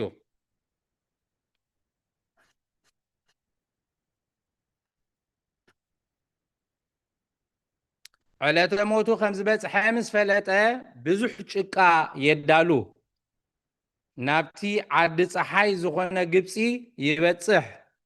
ነቲ ብቋንቋ ግብፃውያንን ዕብራውያንን ዓብዱ ዝስመ ጭቃ ከዓ ምስኡ ይማልኦ። ኣብቲ ጭቃ ደው ኢሉ ኣፍ ልቡ በኽናፉ ይሃርም። ኣፍ ልቡ በኽናፉ ምስ ሃረመ ካብ ሰብነቱ ሓዊ ይወፅእ፣ ንኩሉ ኣካላቱን ኣዕፁምትን ከዓ የንድዶ። ብትእዛዝ እቲ ልዑልን ምስጉንን ዝኾነ እግዚአብሔር ከዓ ደመና ዝናብ የዝንብ። ነቲ ካብ ኣካላት እዚ ዑፍ እዚ ዝወፅእ ሓዊ ከዓ የጥፍኦ። ካብ ዓፅምቱ ቁሩብ ይተርፍ፣ ብሓንቲ መዓልቲ ድማ ይጠፍእ። ካብኡ ድማ ሓሰኻ ይፍጠር። ነዚ ሓሰኻ እዚ ከዓ ኣኽናፍ ይበቕልሉ፣ ሽዑ ንእሽቶ ዑፍ ይኸውን። ኣብ መበል ሳልሳይ መዓልቲ ይዓቢ ይብርትዕ፣ ነቶም ኣብቲ ቦታ ዝሰርሑ እውን ይርአ። ነቲ ቦታ መርሚሩ ዝፈልጥ ድማ ቅኑዕ እዩ። ብድሕሪ እዚ ናብቲ ዝወፀሉ ቦታ ይኸይድ እሞ ተመሊሱ ኣብኡ ይነብር። ብዛዕባቲ እዚ ስጋዚ ተሪፉ ካልእ ስጋዩ ዝትንስእ ዝብል ንሕና ክንፈልጥ ንዝደሊ ህይወቱ ከስሕት ንዘይደሊ ደጊምና ንዛረብ። ትንሣኤ ስጋና ክንክሕድ ኣይግበአናን እዩ። ትንሣኤ ስጋና ክንክሕድ ኣይግበአናን እዩ። ከመይ ኩሉ ክብርን ኩሉ ጥበብን ኩሉ ሰናያትን ተስፋን ዘለዎ ከምቲ ዝተባህለ ብዝፈርስ ስጋና ሃብተ ውልድነትን ነዚ ነገር እዚ ዝስዕቦን ኣሎና ንበል። ካልኣይ ቆሮንቶስ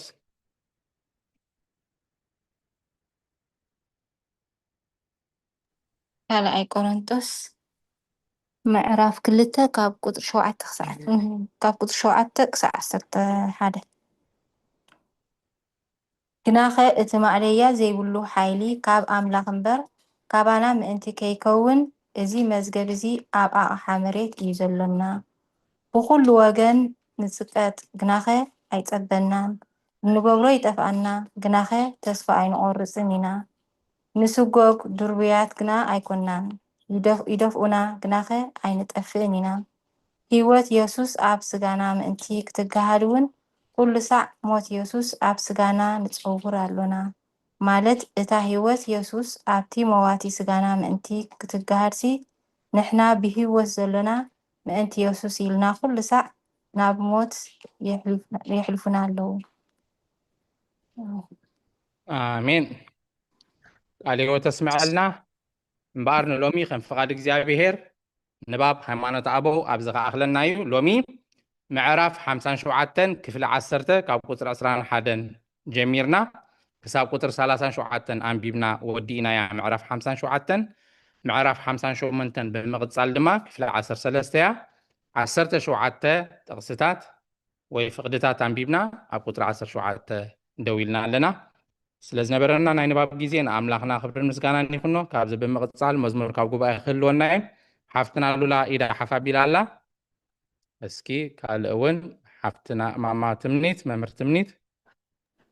ዝሓሉል ትዘምድ ያቅሖ እሺ እግዚኣብሔር ኣኽብርኪ ሓፍትና ሉላ ማማ ሙሉ እውን ኢዳ ሓፋቢላ ኣላ ካልኦት እውን ዕድል ሃበን እንድሕር ዝምራ ዘለዋ ኺን እሺ ኣይፎን ማማ ብርህት ጌጋ ክለለይ ሰሚዐ ይፈልጥኒ የመስለኒ መዝሙርኪ ንዓዶ ክንህባ ሕረሽ እሺ ቴንክ ዩ ኔክስት ኣዘክርና ሓፍትና ሉላ ናባኸየ ሕረሽ ዲያቆን እሺ እምበኣር ከም ክብረት ይሃበለይ ከም ፍቓዱ ክፍተን እግዚአብሔር ጓሳይና ይትብል መዝሙር ንምዝማር ብስም ስላሴ ስልጣን አሚን ዝምር እግዚአብሔር ጓሳይና እዩ ዝጎድለና የለ ንጸላቲ ስዒሩና እዩ ኣሕሊፉ ይሃበና ንህይወትና በረኸት ጸጋ ዝዓደለና አማኑኤል ይኽበር ይመስገን ዝሓለወና እግዚአብሔር ጓሳይና እዩ ዝጎድለና የለን ንጸላቲ ስዒሩና እዩ ኣሕሊፉ ይሃበና ንህይወትና በረኸት ጸጋ ዝዓደለና አማኑኤል ይኽበር ይመስገን ዝሓለወና ጸላኢ ሰናያት እንከዋግኣኒ ሴፊ ኩናት ገይሩ ክቆራርፀኒ ስቂልካ ይረኣኻ ናደንጊፀካየ ንኽብሪ በቂዐ በኣኻ ኣቦየ እግዚአብሔር ጓሳይና እዩ ዝጎድለና የለን ንጸላቲ ስዒሩና እዩ ኣሕሊፉ ይሃበና ንህይወትና በረኸት ጸጋ ዝዓደለና አማኑኤል ይኽበር ይመስገን ዝሓለወና እነሆ ይጓዝም ከመንበሳ ሽደት ሕጂ እውን ተኾነ ሰይጣን ኣይሓርፍን ብዝርግሕ ቅልስንካ ሎሚ እውን ተገለጽ ብመስቀል ክትሓዝ ብስንካ ክግሰጽ እግዚአብሔር ጓሳይና እዩ ዝጎድለና የለን ንጸላቲ ስዒሩና እዩ ኣሕሊፉ ይሃበና ንህይወትና በረኸት ጸጋ ዝዓደለና አማኑኤል ይኽበር ይመስገን ዝሓለወና ብሓሶት ብዝሙት ብስርቂ ብሓሜት بتركك ملا بمنافقنا عالم تتحيزا مركو سيدان كوينا تلمن كويتاي كتري مرحنا እግዚአብሔር ጓሳዬን አዩ ዝጎድለና የለን ንጽላቲ ስዒሩና እዩ ኣሕሊፉ ይሃበና ንህይወትና በረኸት ጸጋ ተዓደለና ኣማኒኤል ይኽበር ይመስገን ዝሓለወና ናይ ምድሓን ምኽንያት መንገዲ ኣለካ ብኺዳን ቅዱሳን ብድንግል ኣዴኻ ካብ ብዙሕ ሽመና ብውሑድ ኣሚንካ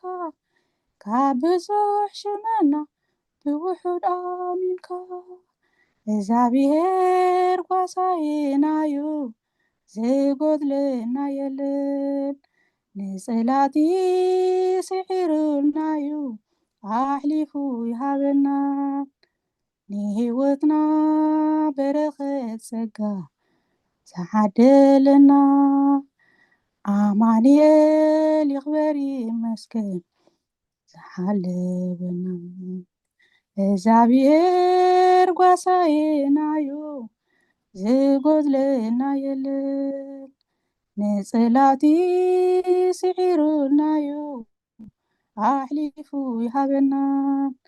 ንህይወትና በረኸት ጸጋ ዝዓደለና ኣማኒኤል ይኽበር ይመስገን ዝሓለወና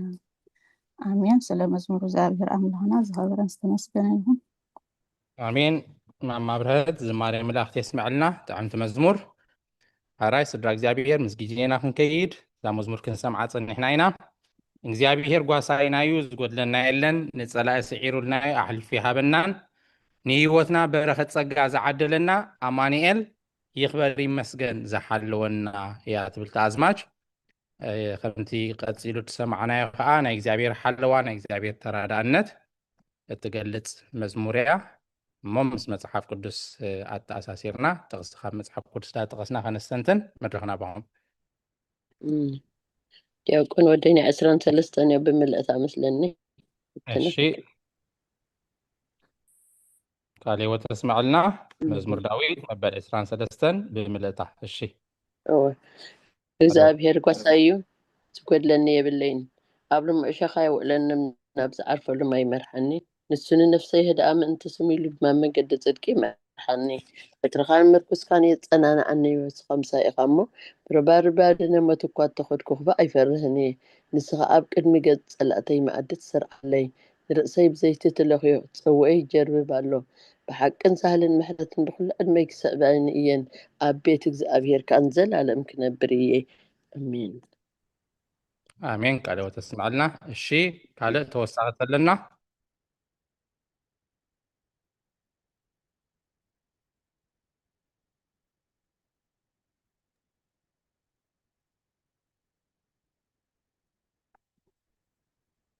እሺ ማማ ህይወት أنا خمسة خيدي لي بالكوا داويت مزمور داويت 37 كبر سقعت تشعت كستاجر سقع شوعت كستاجر يا زلمه قلت لي قد كان سقع شوعت بحالتي بإزجابي وين تحجس لبخا زدليو نسو خبكاي من قد خان إزجابي أو توكل نسون كسرت الكاين نسو نصدقخ خم برهان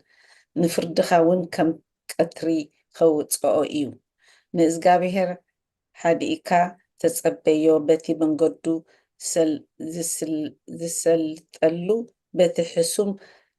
حقنا انتي حقنا زفصم سب ايتخوري علي هو تسمع لنا ثانك يو مزمور داويت مبل 37 ካብ 1 ክሳብ 7 እሺ ካልእ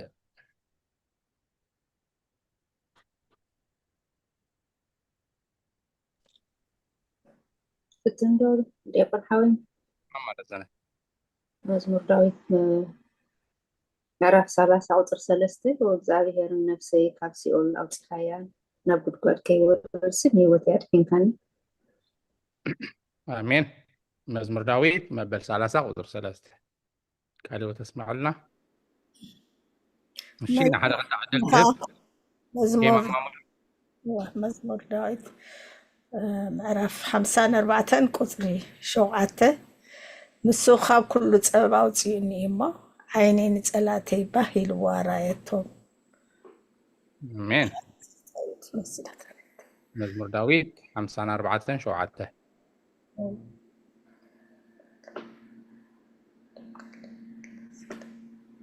شي زتدالون تهلينا እሺ ዶክተሬ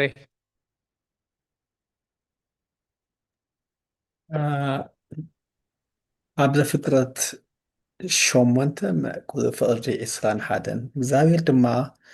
ኣዝዩ ጥዑም መዓዛ ጭነወ። እግዚአብሔር ከዓ ብልቡ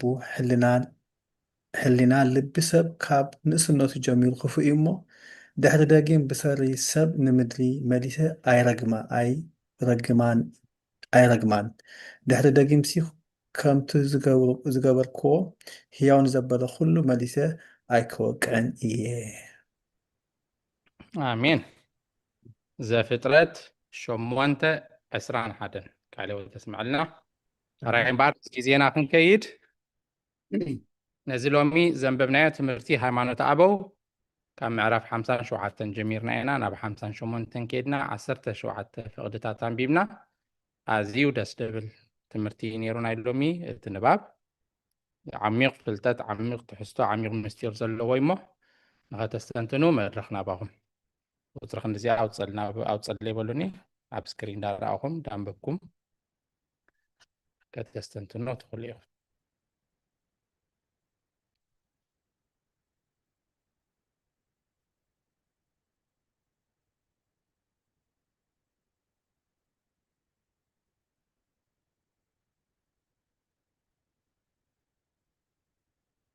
ጊዜና ንጠቀመሉ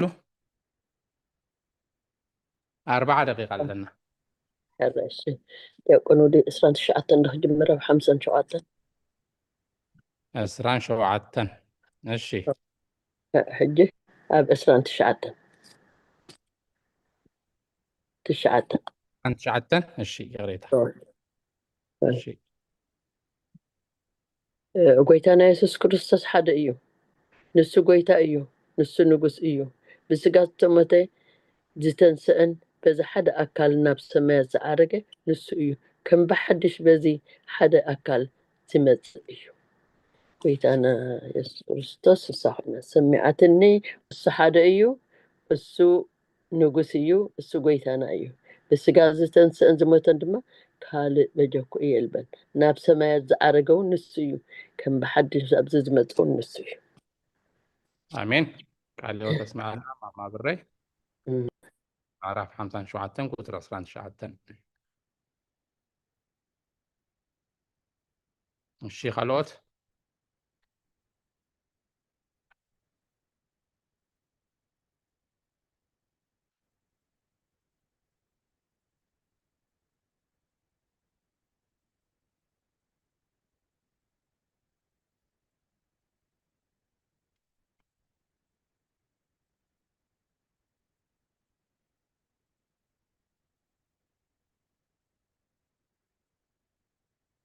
ወላ እዚኣ ደስ ኢላትኒ እንደንበል ሓንቲ ጥቕሲ ልዕል ኣቢልና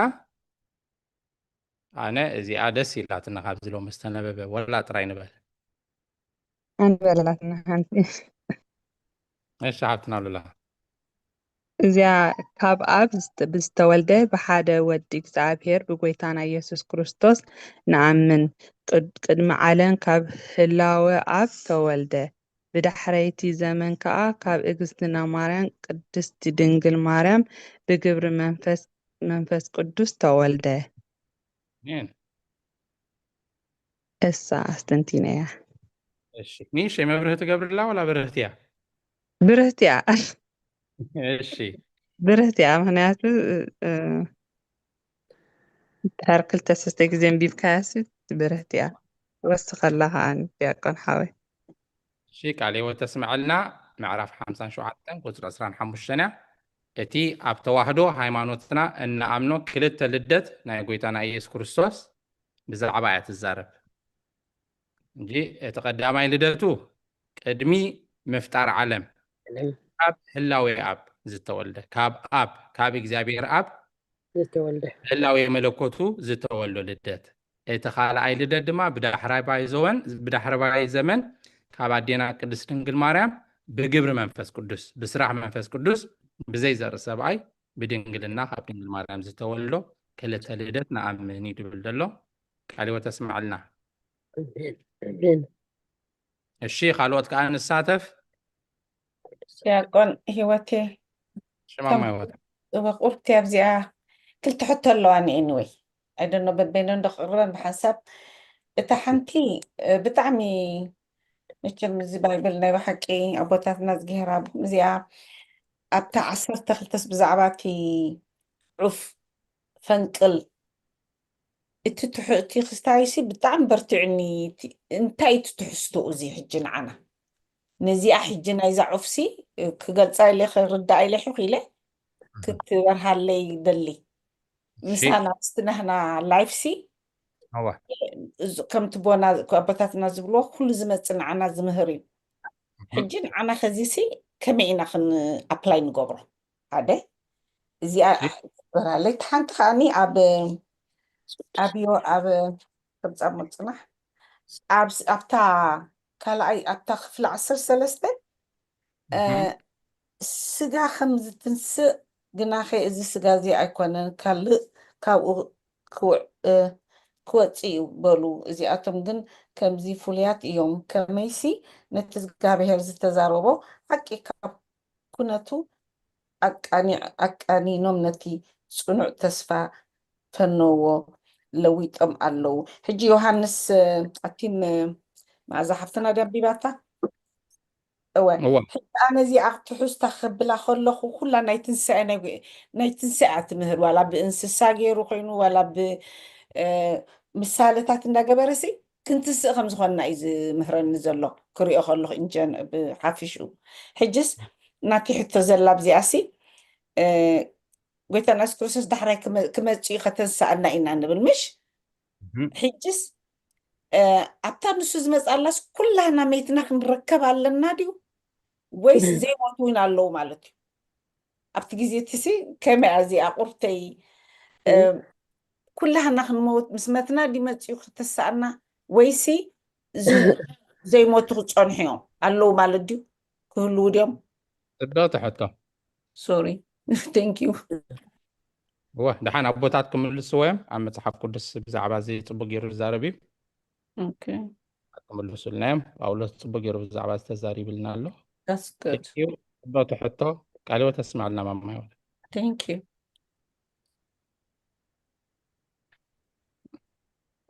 سلاسة عدو يكون ودي مس أخيتك دبلت تسمعني يعني مع تقدمت مش عارف 5 شوعتن أب سلاسة أب حقي بستزاربه بنبيات زسبخي أب يردانس ورده أب حواريات حادث مهاري أب قدس حدري منفس قدس نأمن هلاوي منفس قدس فتن بارك إلى تصدي تفتري كاب أب زسرت كاب ولد ونزو سدي بو نأمن أب نبيات حديرو زتزاربه قويتانا المتحنانيو أب حواريات حديرو زمهاري قويتانا المتحنانيو قدس منفسون هابي نسوئيو هلاوي منفس قدس فتن بارك إلى تصدي تفتري كاب زسرت بولدي مسكون نأمن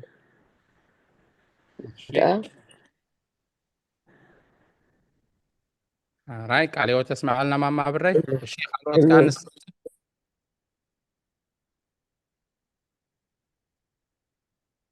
كتسمعوكم دتصنعكم كأبا نرجع نحنا اشتغفتن يكون حوال شما مرزنا كاب معرف 50 شوعتن قطر 20 كلتن نسو بابيو أملاخي ويتايو أمانيئل بملكوتو زي حمم فلتاتيو እቶም ብሞቱ ዝሓመሙ ብሕማሙ ምእንቲ ክድሕኑ ሓዋርያ ኣይለኣኽን ነቢዩን ኣይለኣኽን ከመይ ባዕሉ እግዚኣብሔር ቃል ሓሚሙ ስጋ ተዋሂዱ ብመለኮቱ ሕማም ዘይቀርቦ ንሱ ብርግፅ ሓመመ ንሱ ንኡ ምስጋና ይኹን ንዘለዓለም ዓለም ኣሜን። እዚኣ ሲ ሰንትና ፀናሕኩ እግዚኣብሔር ኣምላኽና ሲ ጌታና ኢየሱስ ክርስቶስ ኩሉ ከሎ ባዕሉ ሲ ባዕሉ ልኢኹ ከድሕነና ዝኽእል ክንሱ ብኣርኣያ ክርኤና ፍቅሩ ክገልፀልና ክብል ግን ነቢያት ኣይለኣኸ ገለ ካልእ ቢኢኽልና እዩ ግን ነታ ሞትን ነታ መከራንሲ ባዕሉ ጥዒሙ ኣርኢና ስጋዕ ክንደይ ከም ደፍቅረና ክገልፀልና እዩ እዚኣ ስተንቲና እያ ኣሜን ቃል ህይወት ተስምዐልና ምዕራፍ 57 ቁፅሪ 12 እሺ ካልኦት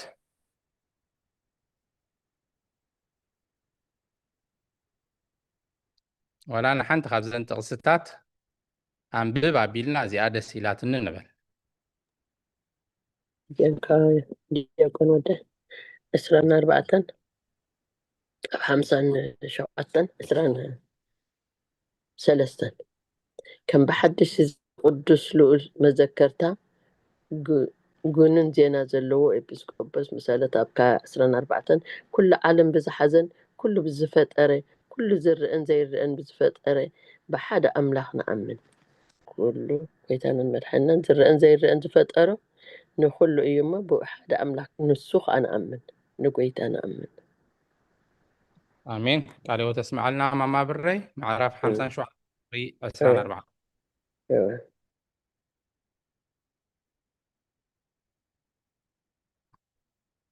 እሺ ካልኦት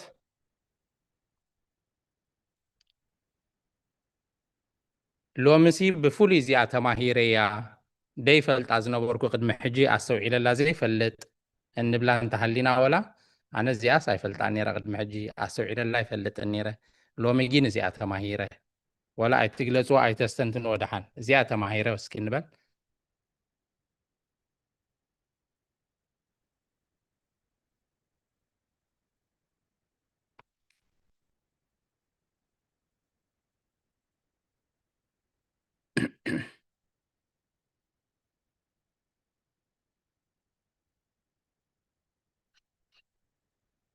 ሞናቦ ቦታት ክሓልፍ 30 ደቂቃ ኣለና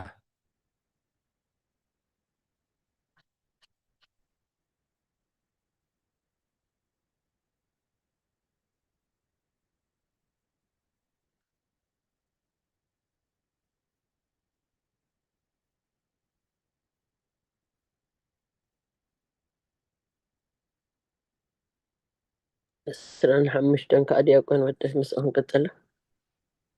እሺ ካብ ኣብ ብዝተወልደ ብሓደ ወዲ እግዚኣብሔር ብጎይታ ኢየሱስ ክርስቶስ ንኣምን ቅድሚ ዓለም ካብ ህላዌ ኣብ ተወልደ ብዳሕራይ ዘመን ከዓ ካብ እግዝእትን ማርያም ቅድስቲ ድንግል ማርያም ብግብሪ መንፈስ ቅዱስ ተወልደ እዚኣ ከዓ ብረት ኮይና ትስምዓኒ ምሳ ዋ ሓፍትና ሉላ ፀኒሓ ቢላታ ፀኒሓ ወይ ቅሬታ ኖ ፅቡቅ ድሓን ኣራይ እምበኣር ግዜና ክንጥቀመሉ እንደኸደለ የቅሬታ ቋሪፀኪ ቀፅል ማማ ብረይ እሺ ነፍስን ስጋን ልብን ኣእምሮን ዘለዎ ብዘይ በይና ሓጢኣት ኩሉ ንሰብ ዘለዎ ኮይኑ ፍፅም ሰብ ኮነ ኩሉ ዝብሎ ደሎ ንሱ ኩሉ ካብ ኩሉ ናፃ ኮይኑ ፍፅም ሰብ ኮይኑ ከዓ ንሱ ሓደ ኣምላኽ ኣሜን ፍፁም ኣምላኽ ፍፁም ሰብ ከዓ ኮይኑ ኣሜን ኣብዚኣ ሓንቲ በኽ ክስተንትን ዲያቆን ሃዊ ማማ ይሁን ኩላ ናይ ትንሳኤ እንድያ ከምቲ ዝበልኩ ዓንተ ወይ ግን እቲ ምሳሌታት ብጣዕሚ እዩ ክስታይ ዝገብረካ ናይ ብሓቂ እቲ ትንሳኤ ብደንቢ ጌርና ከም ንኣምን ክንትንስእ ከም ምዃንናስ ብደንቢ እያ ትገልፅ እዚኣ ሕጂ ክንመሃራት ፀንሓና ሞር ከስተንትና ዝነበርኩ እታ ኣብ ቁፅሪ 8 ብሲምፕል ብጣዕሚ ኢዚ ነገር ገይሩ ገሊጹልና ኣሎ ብዚኣ ኣብ ሂወትና እንሆም በኣር ልዑል እግዚኣብሔር ትምህርቲ ትንሳኤ ካብ ፅፍርናን ካብ ኣክሊል ርእስናን ድማ ኣረጋጊፅና ኣሎና እዚ ከዓ እቲ ጌፅ ርእስና እናሓስቦ ፀጉርና ምስክር ትንሳኤ ይኮነና እዩ ንፀጉርና ይላፀይዎ ወይ ይመቅዝዎ ነፀፍርና ድማ ይቆርፅዎ ከም ብሓድሽ ከዓ ይወቅል እዚኣሲ ሲምፕል ነገር እያ ግን ንሕና እውን ከም ዓይንና ከም ንትስእሲ ክስታይ ብሲምፕል ነገር ኩሉ መብዛሕትኡ ኩሉ ኣብዚኣ ዘላሲ ምሳሌ ገይሩሲ እታ ትንሳኤስ ብደሚ ገይሩ ኣብሪሂልና ኮይኑ ተሰሚዕኒ ሞ ንሳ ደስ ኢላትኒ ኢለ ይኽብል እሺ ቃል ህይወት ተስምዓልና 58 ቁጥሪ 8 እያ ሕራይ እምበኣር ሕቶውን ስለ ዘለዋና እታ ግዜ ከይትኸደና ናብ ኣቦታት ካሕልፈኩም እየ እተን ናይ ማማ ህይወት ክልተ ሕቶታት እታ ሓንቲ ኣብ ምዕራፍ 58 ቁጥሪ 12 ዘላ ብዛዕባ ዑፍ ፊንክስ ምስ ህይወትናስ እንታይ ምትእሳር ስለ ዘለዎ እዩ ነዚ ናይ ዑፍ ምሳሌ ኣምፅኡ ዝምህረና ዘሎ ብሓፈሻ ብዛዕባ ዑፍ ፊንክስ ጥራይ ዘይኮነ ብዙሕ ፍጥረታት ጠቂሱ እዩ ትንሳኤ ከረድአና ፀኒሑ ብፍሉይ ታሕቶ ግን ኣብ ቁጥሪ 12 ብዛዕባ ፊንክስ ዝስሙ ዑፍ እያ ታሕቶ እቲ 500 ዓመት ብሂወት ከም ዝነብር እሞ ኣብ ማውትኡ ገለ ብዙሕ ነገር ድጠቀሰ እሳያ ተቀዳመይቲ ሕቶ እታ ካልአይቲ ድማ ኣብ ምዕራፍ 58 ቁጥሪ 3 ኣብ ግዜ ትንሳኤ ክርስቶስ ክመጽእ ከሎ ብምጽኣት ከተስአና ክወስደና ክመጽእ ከሎስ ኩላትና ሞት ጥዒምና ሞትና ዲና ክንጸንሖ ወይስ ትድሞተ ሞትሎ ወለድና ንኣብነት ሓሊፎም ኣለዉ ብሂወት ደሎ ከዓ ኣሎ እቶም ብሂወት እንጸንሖ ከዓ ብሂወት ዲና ክንጸንሕ ወይስ ግድነት ኢና ሞትና ክንጸንሕ ክንመውት ዲና ደለና ኩልና እያ ታሕቶ እሞ እዚአን ክልቲአን ከተብርሁልና ምስኣ ንኩሉ ነዚ ጉባኤ ብርህቲ ምእንቲ ክትከውን እዚ ናይ ሎሚ ክንሰምዖ ከም ፀናሕና እንታይ ድበሃል ክሕደት ስለ ዝተለዓለ እዩ ብዛዕባ ትንሳኤ የለን ደሚሎም ኮይኖም ወይ ድማ ክንትስእ ከለና ብየናይ ስጋ ኢና ንትንስእ እንታይ ክሕደት ተላዒሉ እቲ ጉባኤ ክፈልጦ ከዓ ብየናይ ስጋ ኢና ክንትስእ ክርስቶስ ክመፅእ ከሎ ብየናይ ስጋ ኢና ክንትስእ እዚኣ ምዚአን ጌርኩም ኣብርህ ከተብሉልና ቦታት ኣቦይ መርጌታ ብኣኹም ክጅምር ኣቦ ቆሺ ምስ ጸሎት ገይሮም ምእንቲ ኣጠቃሊሎም ብድሕሪኹም ክገብሩ መጀመርታ ኣቦና ኣቦይ መርጌታ ብድሕሪ ብመልኣከ ሰላም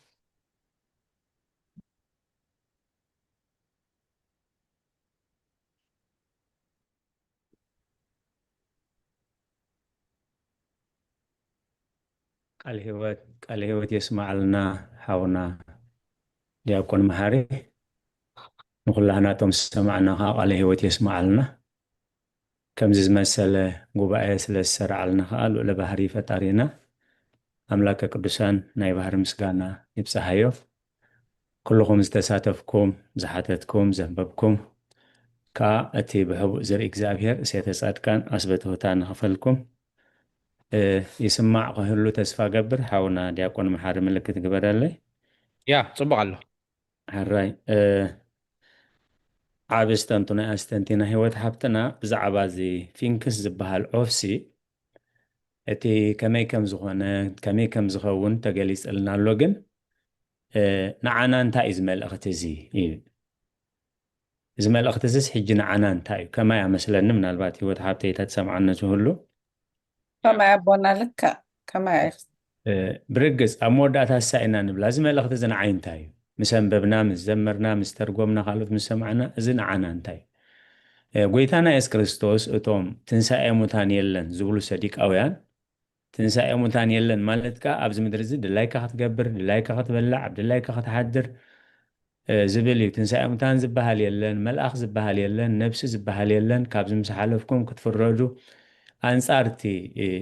ክርስትናዊ ህይወት እዩ ማለት እዩ ኣንጻርቲ ተፈጥሮ ኣምላኽ ስለዚ ንዓኣቶም ብቕልል ዝበለ መገዲ እንታይ ኢልዎም ትንስኻትኩም ትዘርእዎ ዘርኢ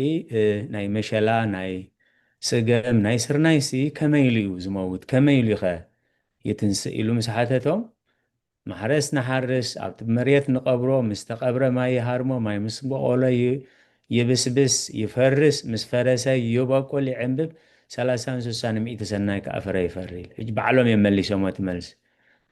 أمو እግዚአብሔር ሲ ንስርና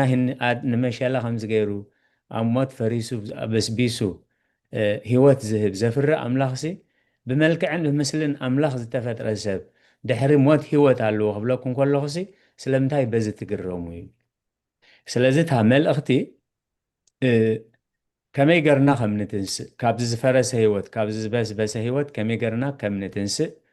ምክንያቱ ተስፋ ክርስትና ትንሳኤ እዩ ትንሳኤ ዘይፅበ ሰብ ከዓ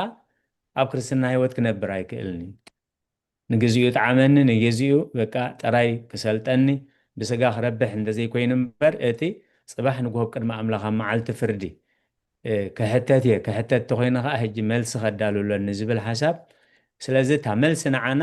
ፈሪስና በስቢስና ከም ዘይንተርፍ ትንሳኤ ሙታን ከም ዘሎ እቲ ትንሳኤ ሙታን ክልተ ዓይነት ትንሳኤ ምዃኑ ትንሳኤ ዘለ ህይወት ትንሳኤ ዘለ ደይን ከምታ ኣብ ዳንኤል ብዙሕ ግዜ ቅዱሳት መፅሓፍትና ዝተቕስዎ ብዙሓት ካብ ቅዱሳን ክትንስዮመ ገሊኦም ናብ ናይ ዘለኣለማዊ ህይወት ገሊኦም ከዓ ናብ ሓፍረትን ናብ ነውርን ክትስዮ ስለዚ ትንሳኤ ግድን ከም ዝኾነ ትንሳኤና ናብቲ ናይ ዘለኣለምን ሓፍረትን ነውርን ከይከውን ከዓ ሕጂ ከም ቃል ኣምላኽ ክንመላለስ ከም ዘለና እዚ ነዚ ዑፍ እዚ ነዚ ፊንክስ ዝበሃል ዑፍ ብከምዚ ዓይነት ክሓልፍ እግዚኣብሔር ዝገበረስ ንሕና ግዳ بملكعن مثلا أملاخ استفترنا كبرات فترة أملاخ بدم كريستوس تعدقنا نتتنسى متان كم يقرنا كنسبيه وخمسة لنا بحصر زبالة زي أمالتي تخلايتي عبد حمسان شمنتم كسر سلسته حاونا ليكون محارس بقى لبرهواتا تغسي كرب تدنا جرات النيرة دحرت تنسى متان كما يخون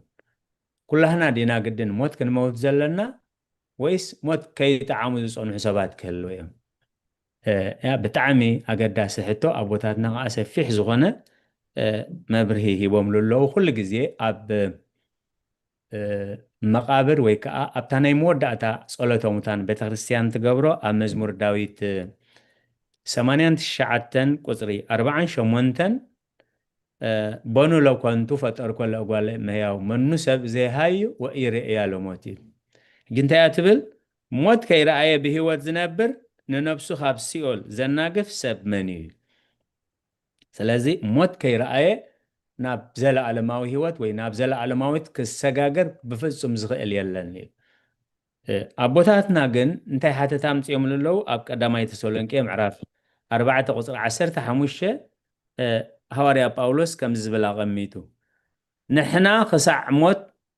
كسع مسعد قويتا بهوات النسأنحكا نوتهم زدوكاسو خطوهم زي نقدمهم إذا بقى القويتا نبلوكم علينا نحنا خسع مسعد قويتا بهوات النسأنح سلازي نحنا كسع مسعد قويتا بهوات النسأنحكا بلا هواريا بهوات زيصان حسقا خيلواسو كهلو يمزبلو كابتنا يبوتاتنا مجلسي وزع زخونة ترجمات يهبوا يوميل سلازي نحنا أتوم بهوات النسأنح قبل كل هواريا بأولوس جن بسماعة النت حالي فيه بتغرسيان بسماعة النت اتبهوات كم نسأل نحت بلجن أبتنا يزل على ما هوات نس أبا بزلنا أبجنت ناب نمنجس أمام بأكل النفسي كبل كله بهوات معناته كسواء قريبة أخليل منت نتأمنت حلي قويا يودي نتأمنت هزنية دقيم قويتاي تحك أنيا فرادي زدال ولي أخليل كبري أخليل صدقي أخليل أمنت قبل ينابله قدم مسوأته رئيوي مالك سلازي قدمي بسقا محلافو خا سالساي جنت بسيحي او خا سب كنزاربولو زي كل بزح نغري سلازي نحنا بهوت نسال نحكل كله باصد نفس منبر باكل السقا ايكونن مالك سلازي اب قداسي اثناتيوس معرف قصري 7 متايبل اتملختي كابسوسان شعتن كسب 9 حمشاني اتجزي زفك لنا انتو خينو كان بو بخفتني تاقند ملاختكن اب 7 مدري اوش ازنك اساقس هياو نفس زي بالله شوعات معلت تعرفيها كم قطين فاصا زبلقالكا كل اخي بتقالتي صنعات سمايات كلغس قزفت مدر دما كناوسي ስለዚህ እዚ ካብ እዝራ ሱቲኤል ኣብ ካልኣይ እዝራ ብሰፊሕ ብዛዕባ እታ ምጽኣት ሰማያዊ ህይወት ጸባብ መንገዲ ገፋሕ መንገዲ ኢሉ ኣስፊሑ እንታይ ክኸውን እንታይ ክግለጽ እዩ ብዛዕባ ጸድቃን 7 ነገራት ዓበይቲ ነገራት ክግለጽ እዮም ብዛዕባ ሓጣን ካኢሉ ኣስፊሑ ገሊጽዎ ኣሎ ኣብ ካልኣይ ሱቲኤል ኣብ ካልኣይ ቀኖና ምዕራፍ 10 11 ሳብ 12 ዘሎ ተርእይና እታ መልእኽቲ ግን እዚኣ መልሻታ ሓፈሻዊ ግን ኣብ ትንሳኤ ሙታን እንታይ እዩ ከጋጥም እንታይ እዩ ተስፋና ብኸመይ ኢና ክንጽበዮ ግን እንተኽኢሉ ሕፅር ኣቢለ ከንብቦ ክፍትነ እታ መልሲ ግን ኣብ ቁፅሪ 7 ቅዳሴ ኣትናቴዎስ ቁፅሪ 7 እዚ መጽሓፍ እዚ ኣብቲ ናይ ቲቪ ተዋህዶ ዌብሳይት ኣሎ ዝኾነ ሰብ ክሪኦ ኮፒ ክገብሮ ክሕዞ ይኽእል እዩ ማለት እዩ ምድሪ ኣብ ውሽጣ ዝንቀሳቐስ ህያው ነፍሲ ዘይብላ 7 መዓልቲ ከተዕርፍ እያ ቅድሚ ምጽኣት ዝኸውን ማለት እዩ ከም ቀጢን ፋፃ ዝበለ ቃል ከኣኽላኣኺ በቲ ቃልቲ ጽንዓት ሰማያት ከልግስ ግዝፊ ምድሪ ድማ ክናወጽ ምክንያቱ ቃል ኣምላኽ እንታይ ኢሉ ሰማይን ምድርን ክሓልፍ ቃለይ ግና ኣይሓልፍኒ ሰማይን ምድርን ከመይ ገይሩ ከም ዝሓልፍ ዝርዝር ስለ ዘይሃበ ቅዱሳን ኣቦታትና ከዓ በቲ እግዚኣብሔር ዝገለጸሎን ገይሮም ገሊጾሞ ካብ 69 ክሳብ 95 እዩ ከም ብሓድሽ እዛ ዕለት እዚኣ ክትነግስ ከላ ከዓ ሓድሽ ግብርን ሓድሽ ነገርን ክኸውን እዩ ሽዑ ብርሃን ፀሓይን ወርሕን ከዋኸብትን ባና ብርሃንን ክረምትን ሓጋይን ዝበሃል የልቦን ሽዑታ ዝበልናያ ናይ ሰብዓ ክትመፅያ ሽዑ መቃብራት ክኽፈትዮም ካብ ፍጥረት ዓለም ጀሚሮም ዝፈረሱ ሙታት ከም ቅጽበት ዓይኒ ክትንስኦም ኣብ መንግስትን ፍርድን ንወዱ ክወፍዩ ሽዑ ካብ ጥንቲ እዝኒ ዘይሰምዖ ዓይኒ ከዓ ዘይረኣዮ ሓድሽ ሓይሊ መብረቕን ግሩም ቃል ነጎድጓድን ክርአ እዩ ኣኽናፍ ሓዊ ዘለዎን ግሩማን መላእኽቲ ኣብ ቅድሚ ይቆሙ ንሳቶም ስም ዘይብሎም እገለን ዘይብልዎም ኣብ መጋረጃ ኣብ ዝነብሩ ፍትዋት መላእኽቲ እዮም ኣኽናፎም ድማ ክንፊ ምስ ክንፊ ዝገጠመ እዩ ጽንዓቶም ከርእዮም በልብሎ ሰይፎም ይመዙ የንጎድጉዱ ብርቱዕ ድሃ የስምዑ ኢሉ ወኣመይ መጽእ ወልደ እጓለ እመሕያው ምስለ መላእክቲ ቅዱሳን ካብቲ ናይ ወንጌል እዮም ወዲ ኣምላኽ ንፍርዲ ክመጽእ ከሎ ቅዱሳን መላእኽቱ ምስኡ ክመጽኦም ብኸመይ ዝበለ ግርማ ከም ዝግለጹ ካብቲ ቃል ኣምላኽ ካብቲ ትርጓሜ ወንጌል እዮም ዝወስድዎ 73 በፂሐ ኣለኹ ሽዑ ባሕሪ ሓዊ ክሳዕ መዓሙቕ ክቕላዕ እያ ሽዑ ባሕሪ ሓዊ ክሳዕ መዓሙቓ ክትቀላዕ እያ ከምኡውን እቲ ፈለግ ሓዊ እቲ ንዑ ተሓሊሉ ዘሎ ኩሉ ክርኢ ክውሕዝ እዩ ሽዑ መጽሓፍቲ ክገላጻ እያን ምግባራት ድማ ክገሃድ ልሳን ከኣስቕ ክብል ዝተኸፍተ ኣፍ በሃም ክኸውን ኩሉ ፍጥረት ብምፍራሕን ብምርዓድን ብዓብዪ ህድኣትን ክቐውም እዩ ሽዑ ደቂ ሰብ ከም ጻዕቂ ሮማን ስለ ዝኸውን ኩሉ ምድሪ መጠን መርገጽ እግሪ እንተዘይኮይኑ ሕልፊ የብላኒ ሽዑ ሓፂርን ነዊሕን ጸሊምን ቀይሕን የልቦን እንታይ ደኣ ፀሓይ ኣካልን ሓደ ሕብርን እዩ ይቕደታ እንታይ ደኣ ሓደ ኣካልን ሓደ ሕብርን እዩ ሽዑ በጃ ነፍሲ ሰብኣይ ኣብ ክንዲ ሰበይቱ ኣቦ ብወዱ ኣደ ብጓላ ምልውዋጥ የልቦን እንታይ ደኣ ኩሉ ነፍሲ ወከፍ ፃማ ግብሩ ክቕበል እዩ ንሃብታም ብሃብቱ ኣይሓፍሮን እዩ ከምኡ ንዕኡ ዝተሓስበሉ እዩ ንድኻ ድማ ንዑ ዘስምር እንተዘይኮይኑ ብምኽንያት ድኽነቱ ኣይምሕሮን እዩ ሽዑ ጻድቃን ብሂወቶም ከለዉ ስለ ዝበኸዩ ክሕጐስ እዮም ሓጣን ግና ሰሓቕን ባጫን ክንዲ ዝፈተው መዓልቲ ፍርድን ፍዳን ስለ ዝበፅሓቶም ክበኺ እዮም ሽዑ ሃብታማት ሓጎሶም ብዓመፃ ስለ ዝወድኡ ክደኽዮም ድኻታት ግና ድኽነቶም ብምስጋና ስለ ዝተቐበሉ ክህብቱም እዮም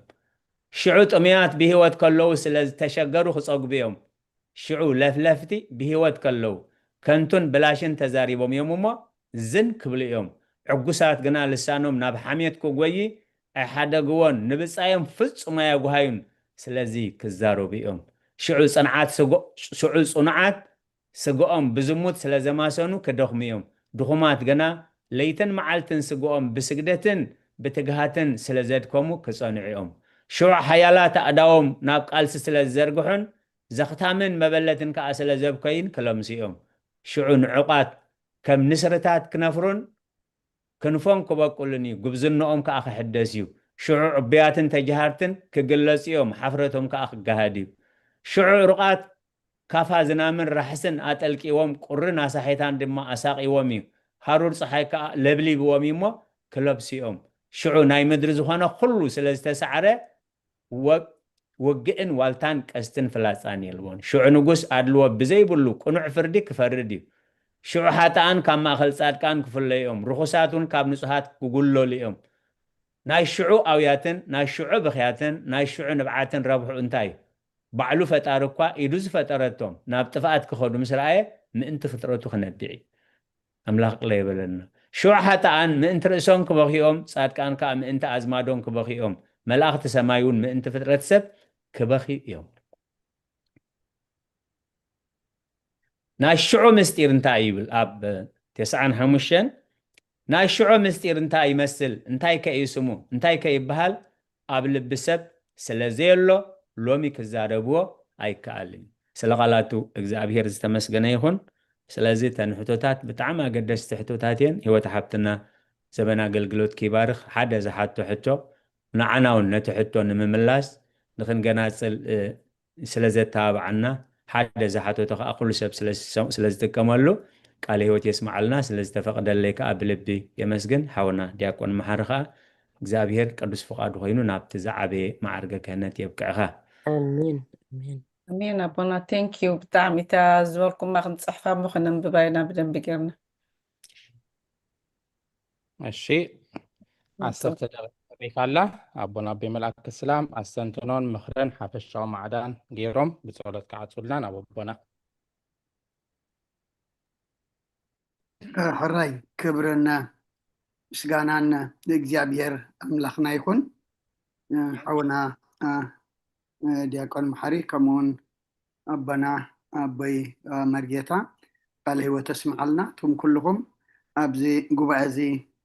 ዘለኹም ኣቦታት ኣዴታት ኣሕዋት ኣሓት እውን እንተዋሃበኩም ጥቕሲ ብምንባብ ካብዚ ክንመሃሮ ዘምሰና እውን ንኩልና ዝኸውን ሕቶ ብምሕታት ነቲ ተረዳእና እውን ብምስትንታን ከምኡ እውን መዝሙር ዘመርኪ ሓፍትና ዝማሬ መላእኽቲ የስማዓልና ነታ መዝሙር እውን ብጥቕሲ ዘሰነኹም ዘሰነኽን ንኩልኩም ዘመን ኣገልግሎትኩም ይባርኽ ሕጂ ደንጉየ ሪእያ እሞ ነታ ንመዝሙር ትኸውን ሓፍትና ፍሮወይኒ ካብ ሃሪስበርግ ፔንስልቫንያ ትማል ሰንበት ምሳና ኣርፊዶም ዝነበሩ በዓል ቤታ ኪዳነ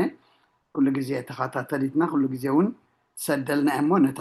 ሰደደታ ጥቕሲ ቅድም ከንብባ መዝሙር ዳዊት መዝሙር 31 ካብ ቁፅሪ 1 ክሳብ 4 ወእግዚአብሔር ኣባኻ ውከል ኣለኹ ከቶይ ትሕፍረኒ ስለ ጽድቅ ኻይልካ እናግፈኒ እዝንኻ ናባያድንን ቀልጢፍካ እናግፈኒ ጽኑዕ ከውሒ ዕርዲ ምድሓነ ይኩነኒ እምባይን ዕርደይ ንስኻ ኢኻ እሞ ስለ ስምካ ኢልካ ምርሓኒ ኣሳልየኒ እውን ንስኻ ፀግዐይ ኢኻ እሞ ካብቲ ብሕቡእ ዘፃውዱለይ መፈንጠራ ኣውፃኣኒ ኣትብል እሞ ሓፍትና ፍረወይኒ ዘመን ኣገልግሎትኪ ይባርኽ ሕራይ ስለ ኩሉ እግዚአብሔር ኣምላኽና ምስጋና ይብፅሓዮ ኩሉ ተባሂሉ እዩ እዚ ምዕራፍ እውን ከም ትኽበሃለና ዘምሰየ በታ ጸሎት ሃይማኖት ገሩ ትቐንዲ መልእኽቱ ድማ ብናይ ብዛዕባ ትንሳኤ ሙታን እዩ ነይሩ ምክንያቱ ተስፋ ትንሳኤ ከም ዘለና ትንሳኤ ሙታን ከም ዘሎ ፈሊጥና ኢና ሎሚ ንኣምላኽ ንደልዮ ዘለና ቃሉ ንምሃር ዘለና ንፀውም ንጸሊ ዘለና ንሰግድ ንንስሕ ንቆርብ ዘለና ትንሳኤ ሙታን ከም ዘሎ ድሕሪ ሞት ህይወት ድሕሪ ዘምድራዊ ሰማያዊት ድሕሪ ግዝያዊ ዘለዓለማዊ ድሕሪ ዝሓላፈ ድማ ነባሪ ከም ዘሎ ፈሊጥና ኢና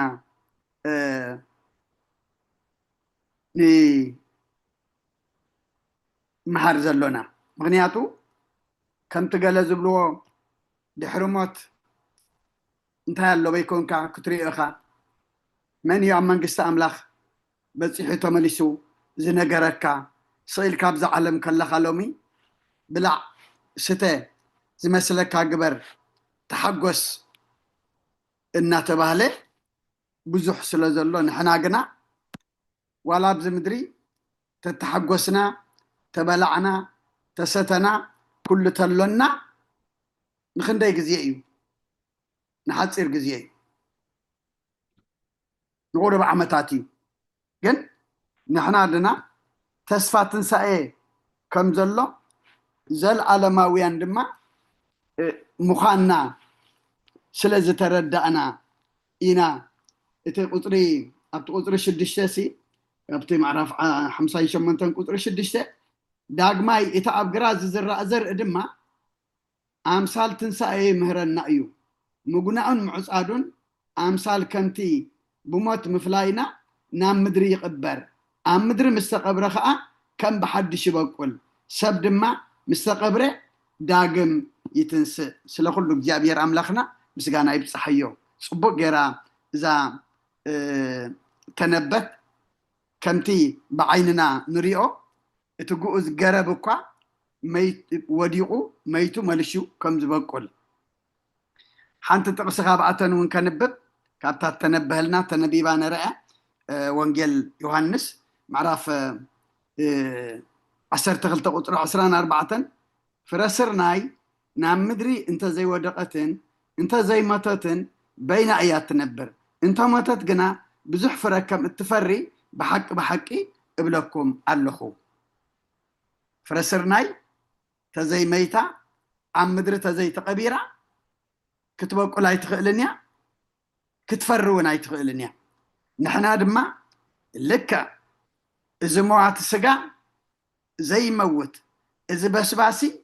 زي بسبس إذا قزياوي زل على ما وخينو كتنس اندحر كوين دما تحنك بولان لنا كن موتها لنا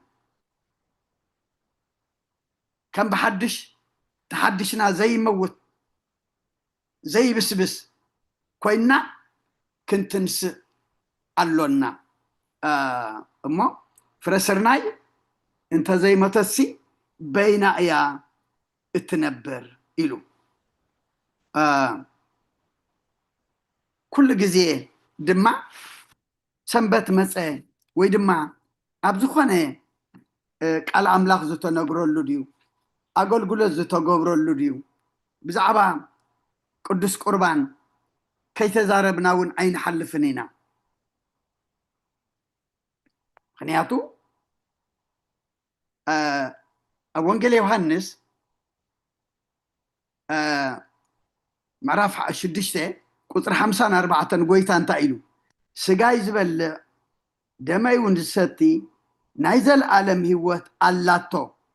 أنا ون بتاد حريت معلتي كتنسوية كبرنا عملاخ يكون مخنياتو ننسح نقرب سقو اندمون نبلع كنبل كلنا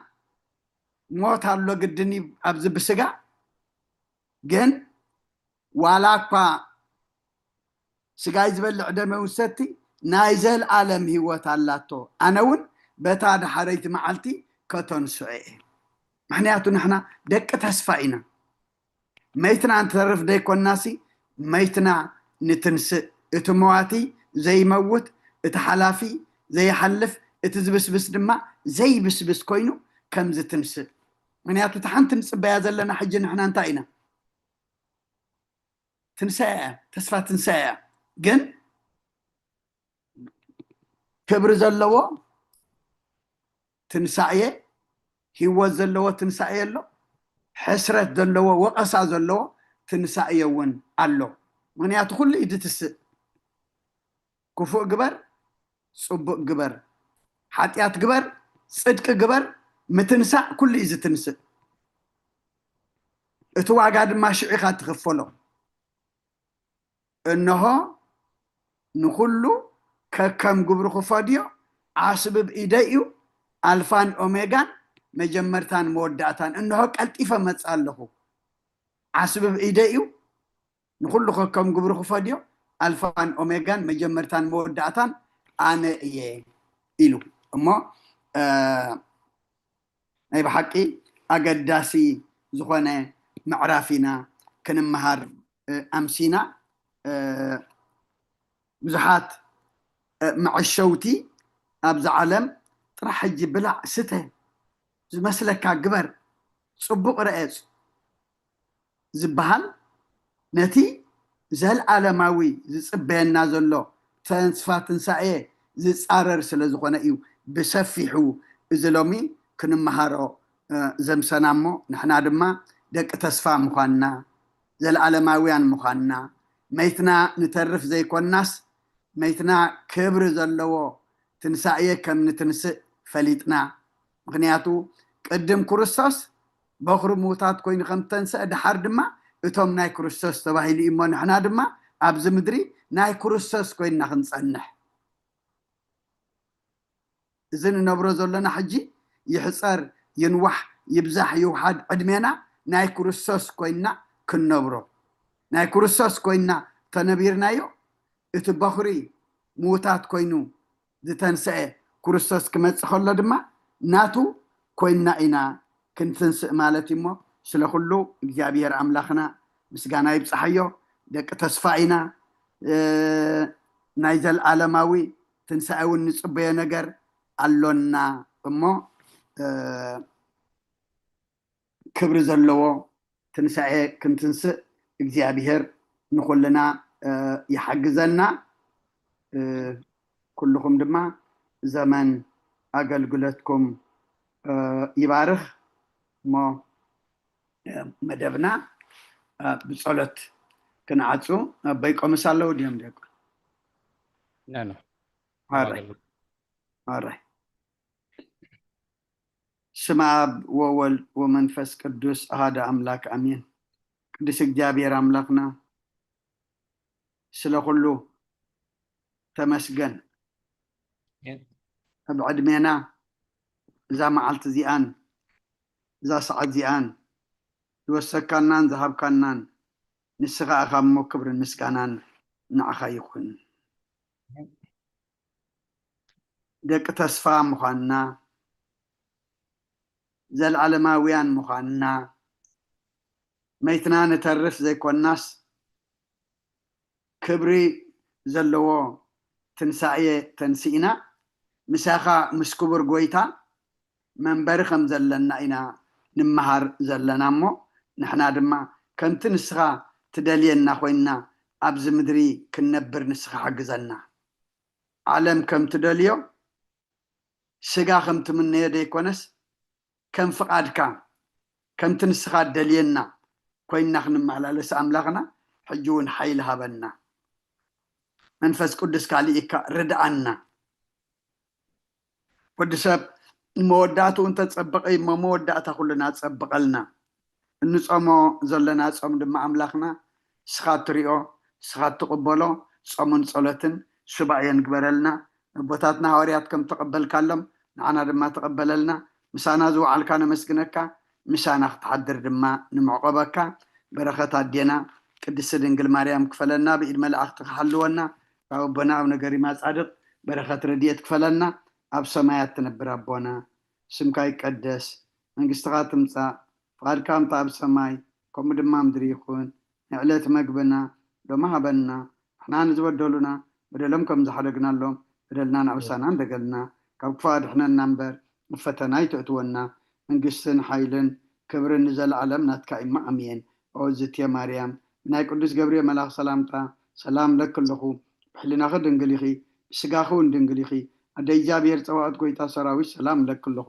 ንስኺ ካብ ኣንስቲ ብርክቲ ኢኺ ፍረ ከርስኹም ብሩኽ እዩ። ኦ ምልእተ ጸጋ እግዚኣብሔር ምሳኺ እዩ። ኦ ፍስህቲ ደስ ይበልኪ ሓጢኣትና ክሰርየልና ናብ ፍቲ ወድኺ ኢየሱስ ክርስቶስ ምእንታና ምሕረት ለምንልና አሜን። ይፍታህ ወይ ስረይ እግዚእና አምላክና ምራን ኢየሱስ ክርስቶስ ካኒ ከካና ሰራይ ኃጢአት ደምሳሲ አበሳ ወልዱ ለብሩ ከሳተ ብርሃን አንቱም አብየ ከናት ዋብየ ዲያቆናት እድዋን ሳይርጎ ህፃናት በበስምክሙ ኩኑፍታኖን ፀሃኔ ይረሴነስ ክልዋን ሰማያት ዚዮ መሓረነ ክርስቶስ መልዓሰት ተኽልተ ዚዮ መሓረነ ክርስቶስ ዚዮ መሓረነ ክርስቶስ ዚዮ መሓረነ ክርስቶስ زي مهار نكسوس زي مهار نكسوس زي مهار نكسوس زي مهار نكسوس زي مهار نكسوس زي مهار نكسوس زي مهار نكسوس زي مهار نكسوس زي مهار نكرسوس كمون بنت اجزتنا مريم مهار نكرسوس مال 10 تخلته بنت اجزتنا مريم نكسوس بنت اجزتنا مريم نكسوس بنت اجزتنا مريم مهار نكرسوس بنت اجزتنا مريم مهار نكسوس بنت اجزتنا مريم مهار نكسوس بنت اجزتنا مريم مهار نكرسوس بنت اجزتنا مريم مهار نكسوس بنت اجزتنا مريم مهار نكسوس بنت اجزتنا مريم مهار نكرسوس بنت اجزتنا مريم مهار نكسوس بنت اجزتنا مريم مهار نكسوس بنت اجزتنا مريم مهار نكرسوس ጸጋ ጎይታና ኢየሱስ ክርስቶስን ፍቅሪ እግዚአብሔር አቦን ሕብረት መንፈስ ቅዱስን ኣብ ልዕለይና ኣብ ልዕሊ ኩልኹምን ኣብ ልዕሊ ኣብዘ ዘለናዮ ቦታን ቅፅፍን ድርብን ኮይኑ ይውረድ ክብርን ምስጋናን ንኣምላኽ ይኹን ብርኩለይቲ ይግበረልና ንኩልኩም ድማ ዘመን ኣገልግሎትኩም ይባርኽ አሜን። አባታትና ቃል ህይወት እስማዕና ለይቲ አጀሚሩ ዘፈጸመና ልዑለ ባህሪ እግዚአብሔር አምላክና ክብርን ምስጋናን ንዑ ይኹኖ አሜን። በረልና ደሓን ሕደሩ ኩልኩም ድሓን ትሕደሩ حوي كلكم أبناء بقيكم قاعد